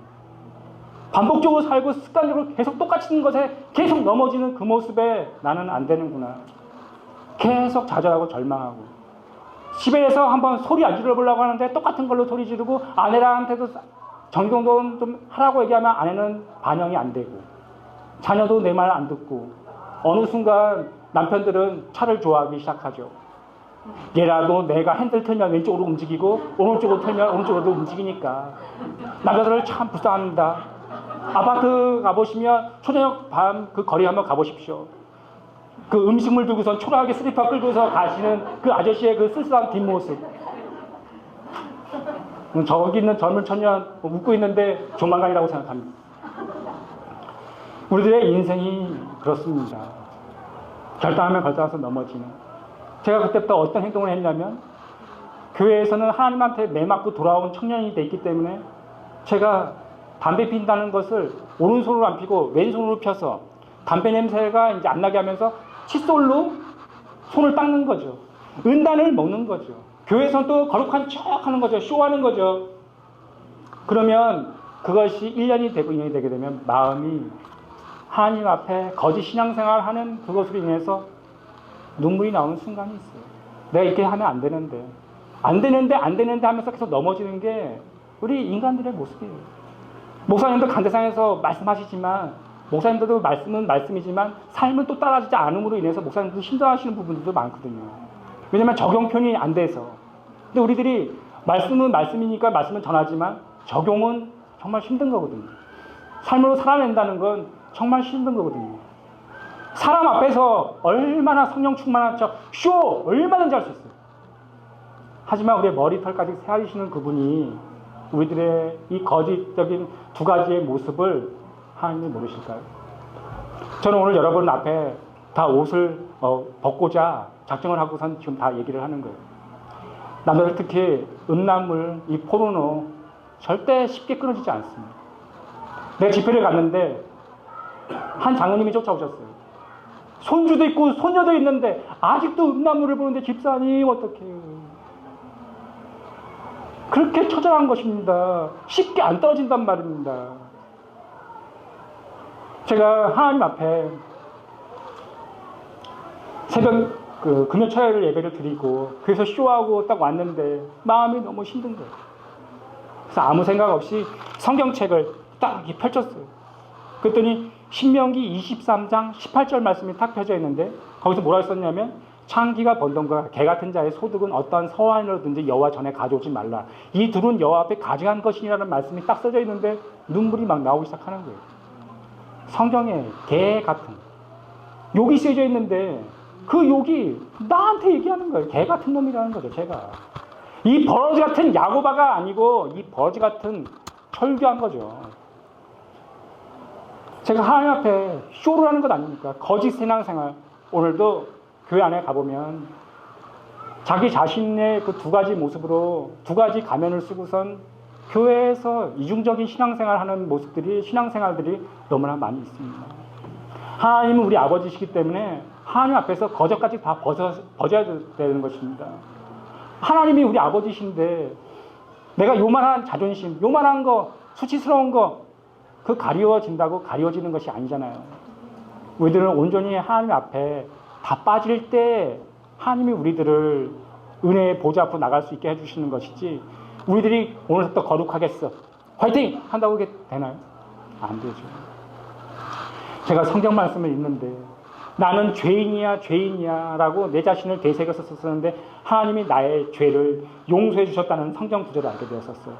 이사야 43장 25절을 보게 되면 나 곧 나를 위하여 내 허물을 도말하는 자니 내 죄를 기억하지 아니하리라. 도말, 검은 벽이 있으면 이 검은 벽을 흰 페인트로 다 칠해가지고 우리의 검은 것을 지적지도 않는 하나님, 그 하나님이 우리 아버지이신 거죠. 우리들이 그런 힘든 마음이 들 때마다 하나님 앞에 가서 다 아뢰는 겁니다. 그럼 하나님은 우리의 죄가를 간과하시고 도말하시는 분이 우리 아버지이신 거죠. 하나님 앞에 가서 내가 반복적으로 습관적으로 넘어졌던 것들에 대해서 하나님께 아뢰면 시편 103편 12절의 말씀과 같이 동이 서에서 먼 것 같이 우리의 죄가를 우리에게서 멀리 옮기셨습니다. 동이 서 얼마나 멉니까? 그것을 옮겨주시는 하나님. 미가서 7장 19절에 보게 되면 우리를 다시 불쌍히 여기셔서 우리의 죄악을 발로 밟으시고 우리의 모든 죄를 깊은 바다에 던지십니다. 반복적으로 습관적으로 넘어졌던 그것들을 하나님께 다 아뢰면 그것들을 밟아서 깊은 바다에 던져져서 우리의 죄악을 기억지도 않는 하나님, 그 하나님이 우리 아버지신 거죠. 신앙생활을 할 때마다 제가 죄를 용서해 주셨다는 것도 감사했는데 하나님이 나의 죄를 용서해 주신 것뿐만 아니라 더 나아가서 나를 의롭다라고 칭해 주시는 성경 구절을 알게 되었어요. 그것은 갈라디아서 2장 16절 말씀입니다. 사람이 의롭게 되는 것은 율법의 행위로 말미암이 아니요 오직 예수 그리스도를 믿음으로 말미암아 믿는 줄 알므로 우리도 그리스도 예수를 믿나니 이는 우리가 율법의 행위로서가 아니고 그리스도를 믿음으로써 의롭다함을 얻으려 함이라. 율법의 행위로서는 의롭다함을 얻을 육체가 없습니다. 우리들이 의인이 되는 것은 예수님을 믿음으로써 의롭다함을 받는 것입니다. 성경에서 보게 되면 로마서 5장 19절에 이런 말씀이 또 있죠. 한 사람이 순종하지 아니함으로 많은 사람이 죄인 된 것 같이 한 사람이 순종하심으로 많은 사람이 의인이 되었다라는 말씀이 있어요. 첫 번째 아담으로 인해서 많은 사람이 죄인이 되었고 두 번째 한 사람으로 인해서 의인이 되었다는 성경 구절입니다. 더 나가서 로마서 4장 5절에는 이를 아니할 자라도 경건치 아니한 자를 의롭다 하시는 이를 믿는 자에게는 그의 믿음을 의로 여기시나니 이를 아니할지라도 우리가 구원받기 위해서 어떤 선한 일을 하지 않더라도 누가 능히 하나님께서 택하신 자들을 정죄하리요 의롭다 하신 이는 하나님이시니 누가 정죄하리요. 로마서 8장 33절 말씀입니다. 이 의가 너무 감사한 겁니다. 나의 죄를 용서해 주신 것뿐만 아니라 더 나아가서 나를 의롭다고 칭해 주시는 그 의가 너무 감사해서 저의 딸아이의 이름을 최의인이라고 지었습니다. 내가 내 딸아이를 보면서 내가 마치 하나님이 된 입장에서 얘가 의롭지 않음에도 내가 이 아이에게 의인아라고 불러주듯이 하나님이 나의 모습을 보고 의롭지 않고 반복적으로 습관으로 넘어지는 우리에게 의인아라고 불러주시는 하나님이 계시다는 것을 여러분들 다 인식하셔야 됩니다. 우리 의인이가 너 시험 공부 좀 잘하고 집안 정성을 좀 잘해놓고 있어라 라고 이렇게 얘기했는데 갔다 왔더니 라면을 삶아 먹고선 그릇을 탑을 쌓아놓고 방에 들어갔더니 이불을 백두산을 만들어 놓으면 제가 우리 의인이한테 이렇게 얘기하지 않겠습니까? 의인아! 똑바로 안 해! 이렇게 안 하겠어요.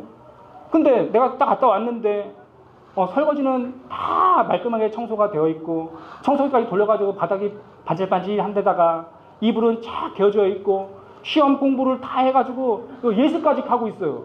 사냥학습 하고 있어. 그러면 내가 너무 기뻐가지고 그럴 일은 없겠지만 그럼 내가 이게 너무 기뻐가지고 내가 의인아 뭐 필요한 거 없어? 그렇게 하지 않겠어요? 하나님도 마찬가지입니다. 우리들이 잘하면 의인아 뭐 필요한 거 없어? 하지만 우리들이 못하면 의인아! 이렇게 혼날 뿐이죠. 우리는 하나님의 자녀 예수 그리스도의 의를 덧입은 의인입니다. 좌우 옆에 계신 우리 성도님들께 이렇게 축복하시겠으면, 당신은 예수님의 의를 덧입은 의인입니다. 축복해 주세요. 당신은 예수님의 의를 덧입은 의인입니다. 자기 자신 팔을 하면서 당신은 맞습니다. 나는 예수님의 의를 덧입은 의인입니다. 시작.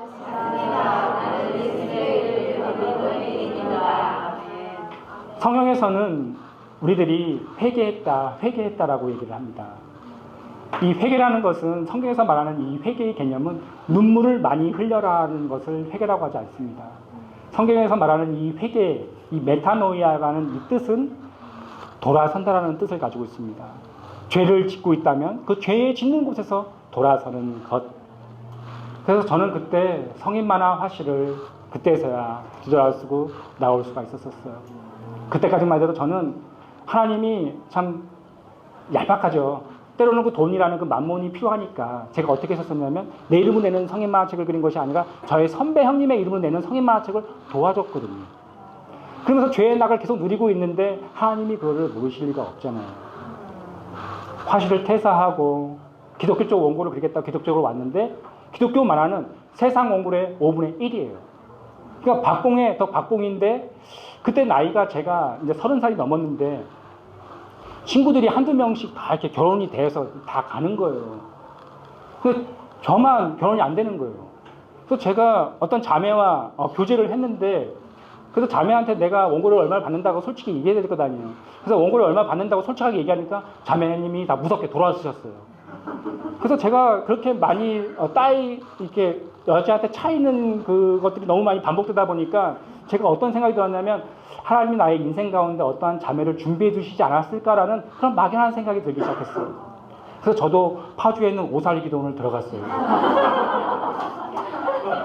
제가 기도원에 들어가서 제가 어떻게 기도를 드렸냐면 이렇게 기도를 드렸어요. 하나님, 모든 여자와 제가 교제를 하니까 그 자매님들이 다 무섭게 돌아서시고 저도 결혼하고 싶은데 인생 가운데 저한테 준비된 자매가 있다면 이제 그 자매의 눈을 멀게 해서 저하고 결혼을 시켜주세요 라고 얼토당토하는 기도를 드렸어요. 자칭 제가 그걸 기도원의 기도라고 제가 임명했는데, 기도원이 타작마당에서 숨어있으면서 이렇게 기도하거든요. 하루는 양털에 이슬 맺히게 해달라. 그 다음에 이슬 말고 땅에만 소매만 맺히게 해달라고 하는 그 기도를 하잖아요.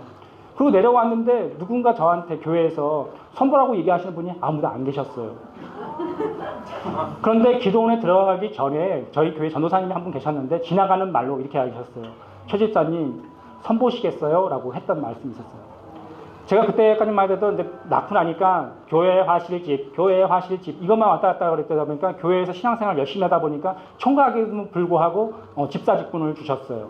저는 총각 집사였었는데 전도사님이 지나가는 말로 선보라고 했던 그 말이 생각나서 제가 전도사님한테 가서 얘기했어요.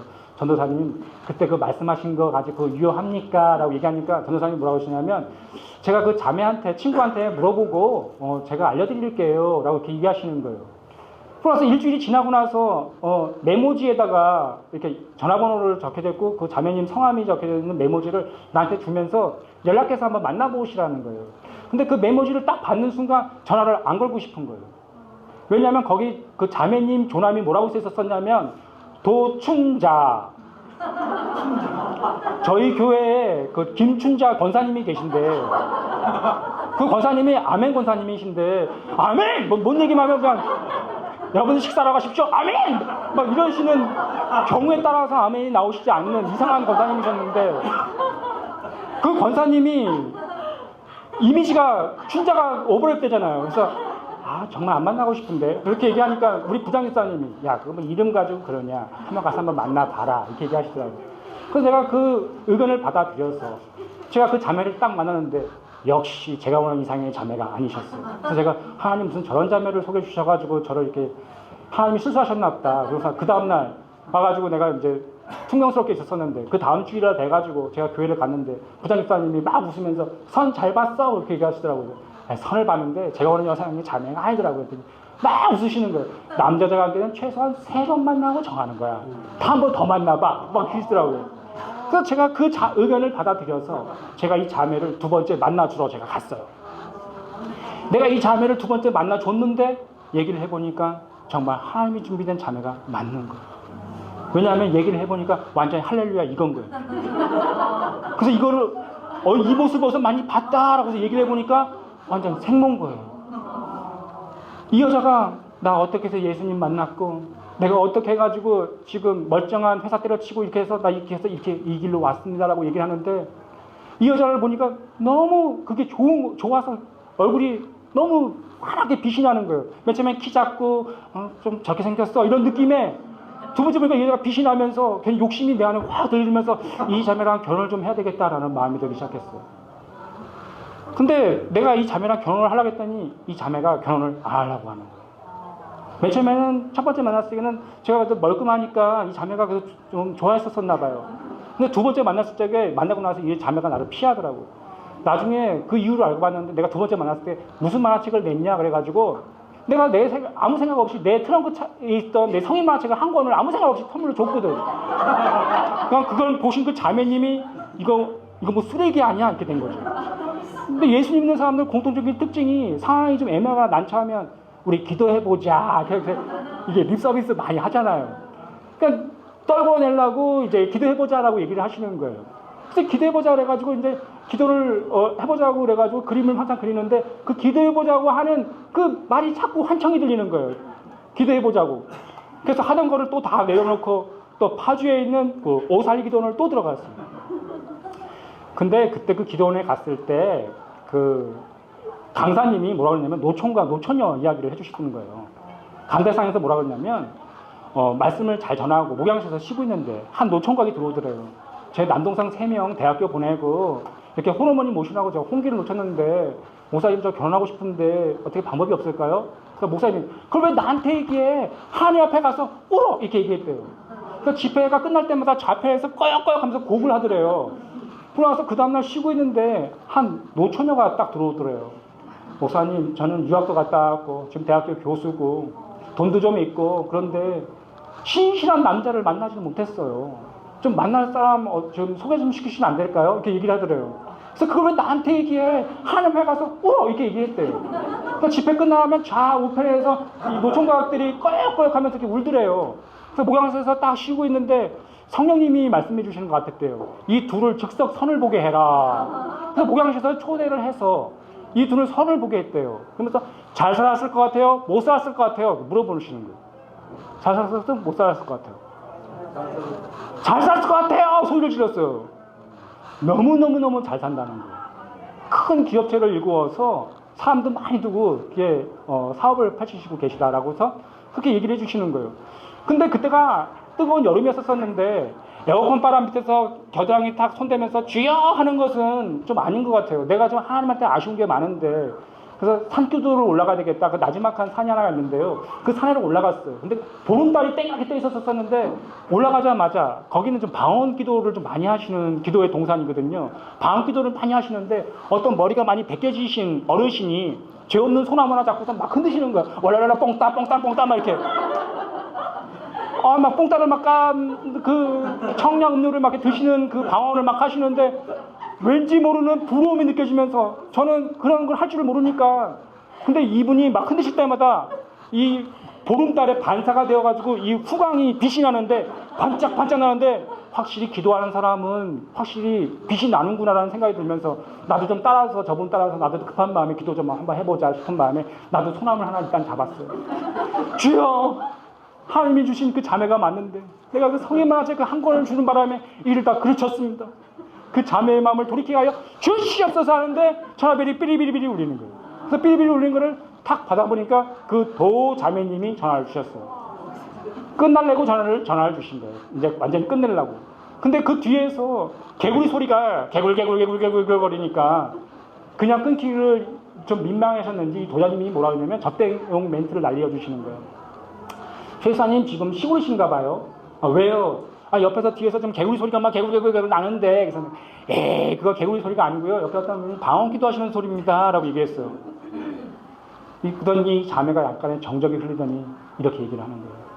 집사님 하나님이 주시는 마음 같아요. 결혼하겠습니다 그러시는 거예요. 그래가지고 이 자매를 제가 그 다음 주에 교회 가서 부장 집사님이 만나봤어? 얘기하시다가 만났습니다. 어떻게 하려고 그래? 결혼하려고 합니다. 이 부장선생님이 확 놀리시는 거예요. 그래서 이렇게 말씀을 정정해 주셨어요. 남자제 관계 3번 만나고 정하는 것도 중요하지만 반년 정도 교제해보면 더 명확해져. 그래서 결혼을 빨리 하려고 추진하려고 하는데 주위에서 하도 늦추라 그래가지고 그 의견을 받아들여가지고 한 달 연기해가지고 2달 만에 결혼을 했습니다. 저희 아내는 사역자입니다. 전도사인데요. 제가 우리 아내한테 얘기를 했어요. 왜 그때 그렇게 나를 선택했느냐라고 얘기하니까 무슨 문제가 생길 때마다 하나님한테 가서 독배하는 믿음이라면 평신도라고 하지만 내가 결혼해도 되겠다라는 그런 생각이 들었대요. 근데 저는 그때부터 그런 생각이 들었었어요. 하나님이 나를 왜 살려주셨을까? 정말 드라마틱하게 나를 살려주셨는데 정말 하나님이 없다고 부인할 수도 없는 그런 특이한 간증을 나한테, 이것이 나의 간증이고 나의 사명인데 그걸 나한테 주셨는데 왜 살려주셨어요? 왜 살려주셨어요? 이렇게 물었었거든요. 근데 하나님께서 정말 희한하시죠? 하나님은 우리의 모든 추억도 하나님이 이끌어 가셔요. 제가 하나님께 못하고 기도를 드리면 저를 하나님 왜 살려주세요 기도를 드렸을 때 제가 에스더 말씀을 묵상하고 있었어요. 에스더 모르드게가 그 하만이 유대인 민족을 다 멸절하려고 그럴 적에 에스더 왕비한테 가서 이렇게 얘기하잖아요. 야, 왕비 된 게 이때리아 아니겠느냐? 라고 얘기하면서 그런 일이 일어나잖아요. 그래서 제가 하나님한테 그런 기도를 드렸거든요. 나를 이때 제가 무엇을 해야 됩니까? 라고 여쭈었을 때 하나님이 어린 시절을 생각나게 해주셨는데 밀가루 2포대를 자르면 낙서를 빽빽히 채웠던 그 영상이 떠오르면서 저희 어머니 머리맡에 있었던 2권의 책이 생각나게 해주시는 거예요. 한 권은 성경책, 한 권은 철로역정. 이 철로역정이라는 책이 생각이 나면서 제가 우리 작은 형 모양실을 딱 들어갔는데 어머니 유품 철로역정이 딱 꽂혀있는데 너무 반가워서 넣었다 뺐다 펼쳐보고 넣었다 뺐다 펼쳐보고 계속 무한반복하니까 우리 작은 형이 내가 갖는 것보다는 네가 갖는 게 맞는 것 같다 그래서 그 책을 나한테 줬어요. 40살 먹었던 그 책이라 제본이 안 좋아서 어머니가 어떤 말씀에 녹아졌는지 나도 한번 읽어보자 해서 읽어보기 시작했어요. 그 책 안에는 멸망의 도시라는 곳에 한 무자비라는 사람이 살고 있어요. 이 무자비가 멸망의 도시에서 성경책을 읽게 돼요. 이 사람이 성경책을 읽으면서 그의 이름을 갖게 돼요. 그 사람의 이름이 그 전 예수 그리스도를 알기 전에는 무자비 혹은 다른 번역에는 은혜 없음이라고 이렇게 표현이 되어 있거든요. 근데 이 사람이 하나님의 은혜를 입게 되자 크리스천이라는 이름으로 바뀌게 돼요. 예수님을 믿는 사람이건 예수님을 믿지 않는 사람이건 구별짓는 방법은 딱 하나예요. 그 사람에게 하나님의 은혜가 있느냐, 은혜가 없느냐. 우리는 은혜를 받은 사람들, 세상 사람들은 아직 하나님의 은혜를 모르는 사람들. 모르기 때문에 저렇게 방종할 수 있어요. 모르기 때문에 무지할 수 있어요. 신앙생활을 저는 철로역정을 보면서 읽으면서 묵상하면서 저는 철로역정을 일부를 만들었었고 철로역정을 전 지금 현재 2부를 그리고 있는데요. 우리들이 철로역정 가면서 우리들은 본향을 더 사모하게 돼 있어요. 순례자라는 단어 많이 들어보셨죠? 순례자라는 단어를 검색창에서 검색을 해보면 아버지 나라를 사모해서 아버지 나라를 향해 나가는 사람들이라고 얘기를 하고 있어요. 우리는 이 땅의 삶 가운데서 자녀에게 무엇을 남겨주실 겁니까?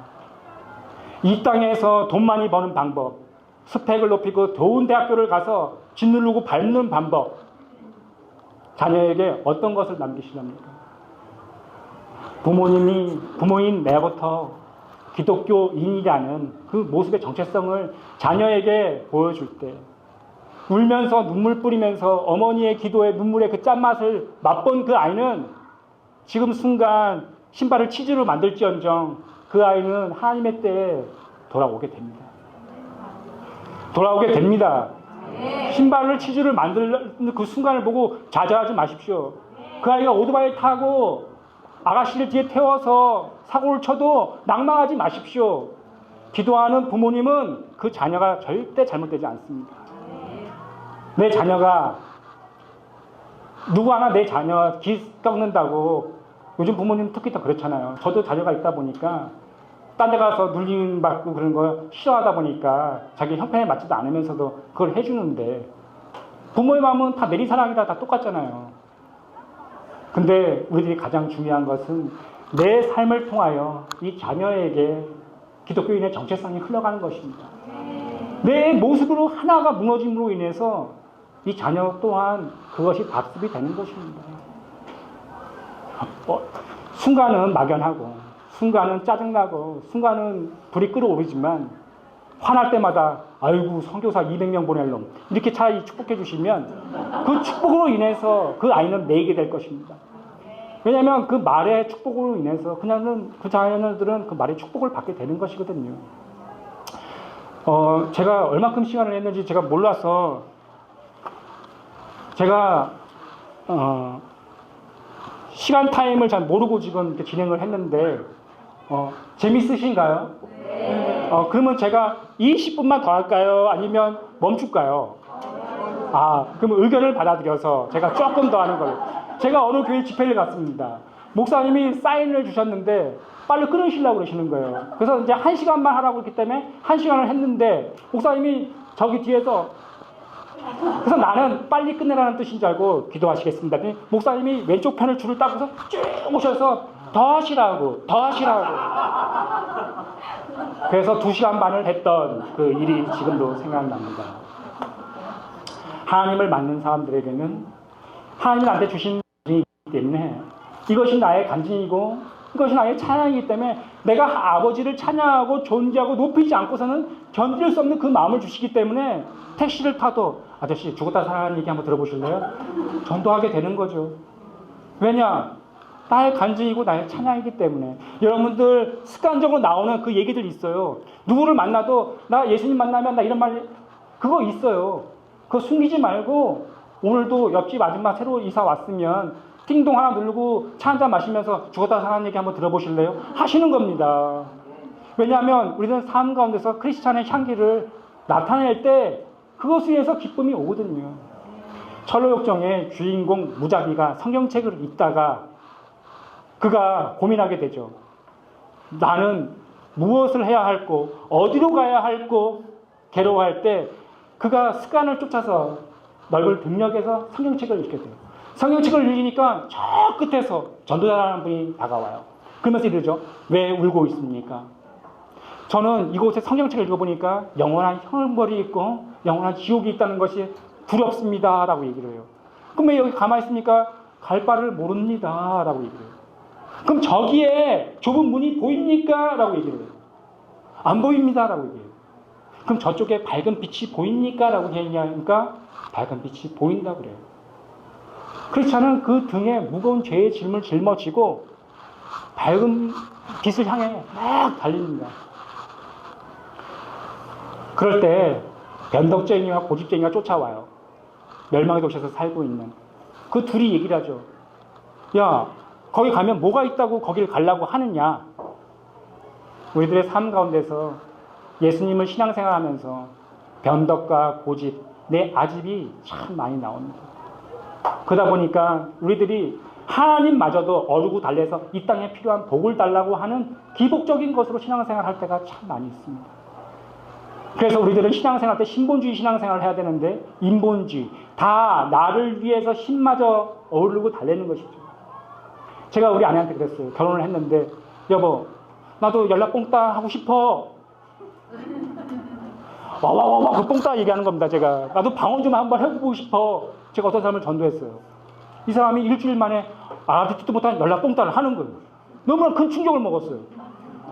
아니 나는 평생 모태신앙인데 방언도 못 받았는데 이 사람은 데려온 지 며칠도 안 돼가지고 하나님 너무 하시는 거 아닙니까? 라고 내가 얘기했을 때 나중에 뭐라고 하시냐면 이렇게 얘기하시는 거예요. 제가 말하기 싫을 때 있거든요. 제가 빨리 또 마무리 져야 되겠군요. 지금 네 이해했습니다. 그러다 보니까 제가 어떤 생각이 들었었냐면 저는 항상 그런 생각이 들었었어요. 항상 내 생각대로 내가 하는 게 다 맞겠지라고 생각했었는데 나중에 알고 봤더니 그게 아니었었어요. 그러면서 우리 아내가 당신은 제자 교육을 다시 해야 될 것 같아 이렇게 얘기하는 거예요.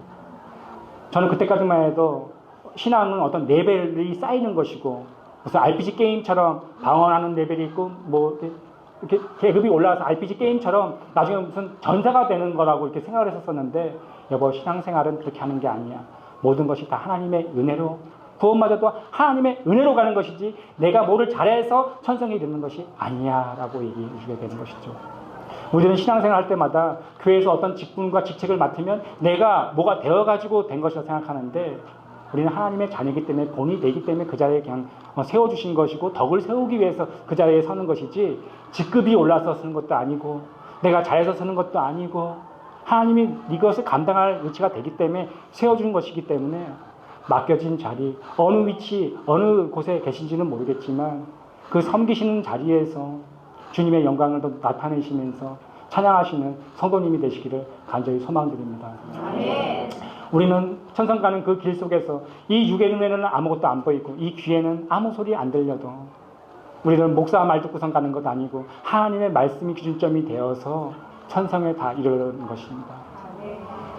개인의 구원을 목사님의 강대상에서 말씀 하나로만 딱 듣고선 아멘으로 받는 경우도 있지만, 요즘에 그런 경우가 참 많이 있습니다. 저는 목사님 말씀도 듣지만 집에 와서 주석책을 다시 또 봅니다. 근데 주석책의 해석이 다 틀립니다. 마치 성경책은 컴퓨터 윈도우 같아서 보는 방향에 따라서 보는 대지들이 다 틀려질 수가 있습니다. 하나님의 말씀에 대한 두려움, 경각심 쉽게 간과하려고 하지 마시고요. 성경 말씀을 더 알고 여호와를 알고 힘써 알아서 우리들이 툭 치게 되면 의인, 툭 치게 되면 하나님의 말씀만 증거하는 스피커의 삶 살아가시기를 간절히 소망드립니다. 제가 철로역정이라는 이 소설을 만화화를 시켰었거든요. 이 만화화를 시키면서 저한테는 6년 동안 참 고난의 길을 참 많이 겪었었는데, 제가 이런 것도 있었습니다. 사람이 급할 때 이런 거 있지 않습니까? 너무 다급할 때 돈이 없으면 사람이 그 초현실적인 이상한 행동을 하게 되는데, 제가 그 초현실적인 했던 것이 뭐였냐면 이런 겁니다. 예를 들어서 새벽 예배를 드리러 가야 되는데 차가 망가진 거예요. 근데 돈이 없으니까 어떠한 행동을 했냐면 차에다가 안식기도를 했어요.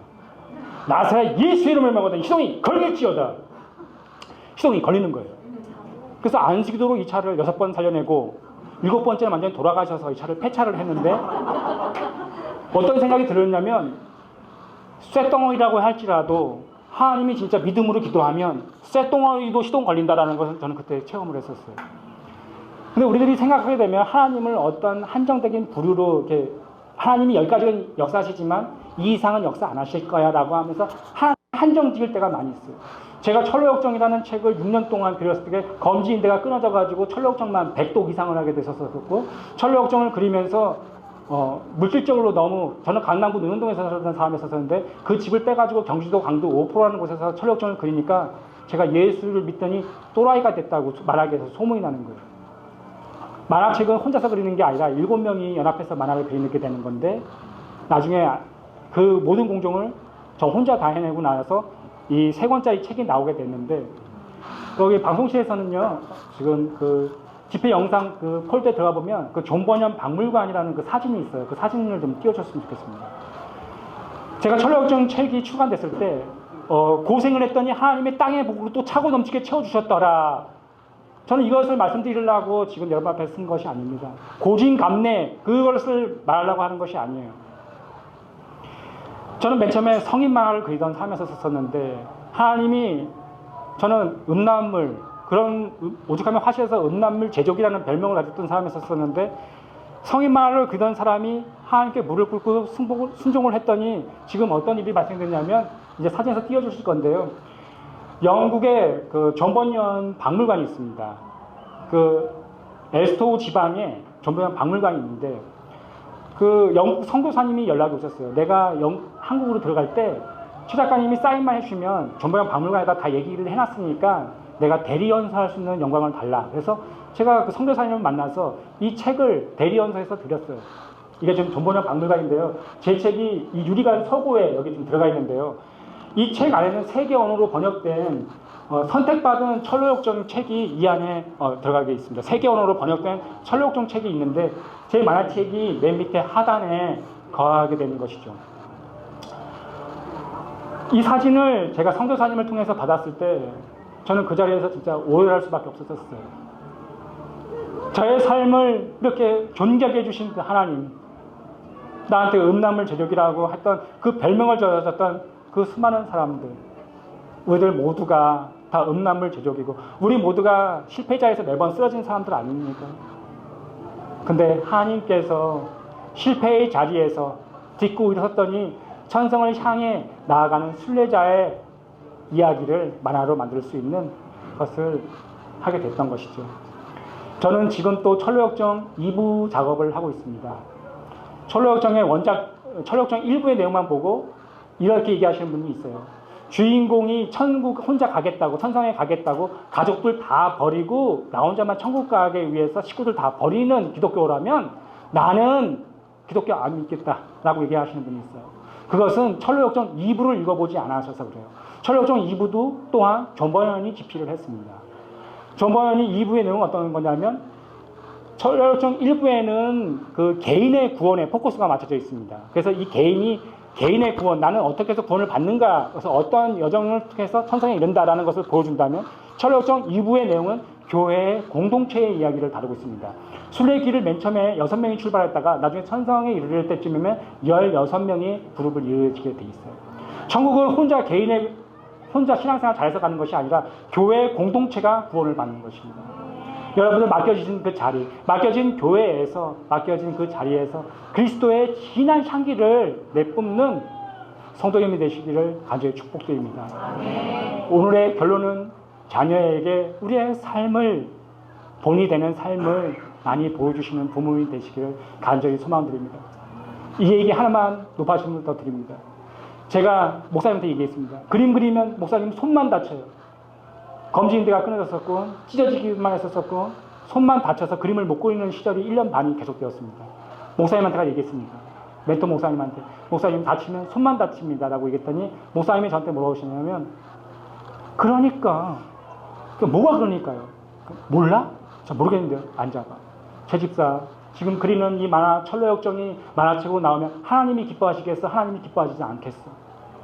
기뻐하시겠죠. 그러니까 그게 뭐가 또 그러니까요? 그러니까 악한 영들이 얼마나 많이 공격하겠어. 가정예배 드려 안 드려? 안 드리는데요. 지금 이제 마지막 3권 그린다 그랬잖아. 끝이 중요해. 영적으로 깨어서 예배 드리고 말씀 생활 더 열심히 해. 내가 그것밖에는 최집사한테 해줄 말이 없어. 그때부터 저는 가족 재발을 다시 드리기 시작했었고 문제가 있을 때마다 우리 가족 구성원들이 기도 제목을 내게 되면 그 상처가 무엇인지 알게 되는, 자녀의 문제가 무엇인지 알게 되는, 여러분들 가정 예배가, 저는 지금도 우리 가정 예배를 드리고 있거든요. 여러분들 삶 가운데서 내 뜻대로 자녀들이 컨트롤이 되지 않고 아내조차도 내 뜻대로 움직이지 않는다면 가정 예배를 적극 추천드립니다. 무너진 재단이 다시 세워질 때, 가정에서부터 세워질 때, 정말 작은 것 하나부터 세우실 때 진짜 한번 해보십시오. 한 달이 지났는데도 자녀가 아직도 치즈를 만들겠다고 자꾸 그런다면 2달 하십시오. 아직도 계속 치즈를 만들면 3개월, 4개월 인내하면서, 부모로서 인내하는 것밖에 더 있겠습니까? 인내하시는 부모님들 되시기를 간절히 소망드립니다. 마지막 영상 하나 남았는데 그 영상 3번째 거 좀 보여주시면 감사하겠습니다. 제가 기도하고 나면 기도하겠습니다. 하나님 아버지 감사합니다. 우리는 삶 가운데서 내 뜻대로, 내 고집대로, 내 아집대로 신앙생활 할 때가 너무나 많이 있습니다. 하나님, 오늘 5월 5일 날 캠프를 맞아서 이 세미나에서 전해졌던 이 메시지가 쉽게 웃으면서 간과하는 것이 아니라 지나가면서 자꾸 되새기게 되고 또 말씀을 또 상고하고 싶은 그 마음이 또 들게끔 하나님 말씀해 주셔서 무너진 가족 예배가 다시 살아날 수 있도록 하나님 축복하여 주시옵소서.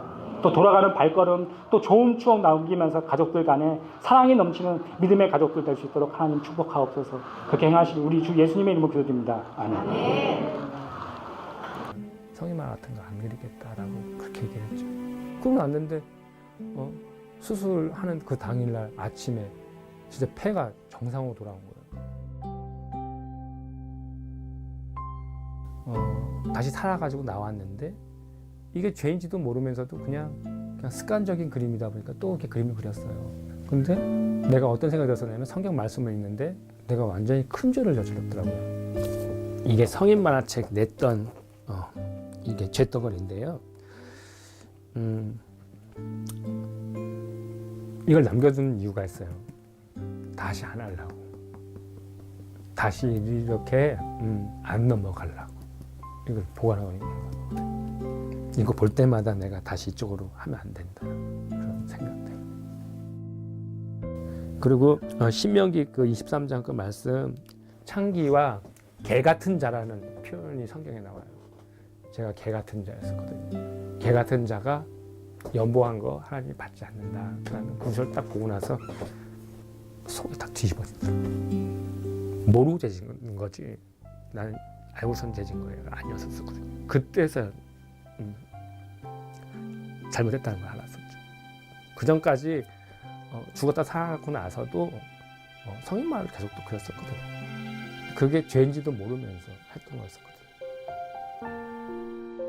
사람의 결단은 한계가 있어요. 그러니까 죄를 지으면 그걸 숨길 게 아니라 바로 아버지한테 그냥 가는 거예요. 나는 넘어질 것이 100%거든요. 그렇지만 아버지가 나를 잡아주실 것도 100%거든요.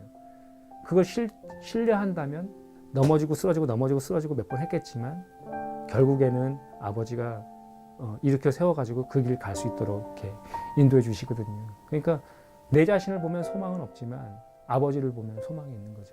제가 그걸 알았어요. 기적은 기적일 뿐이에요. 그 기적이 예수님을 만난 것은 아니에요. 말씀으로서 성장해 가는 것이 아버지가 원하는 것이지, 하나님이 내가 존귀한 자가 아니고 내가 쓰레기 같은 자인데 내가 이렇게 일갈 때에 지금까지 이렇게 오니까 하나님이 나를 이렇게 존귀하게 해주시는구나, 그런 생각이 들더라고요. 하나님이 이렇게 해주셨나 보다 라는 생각.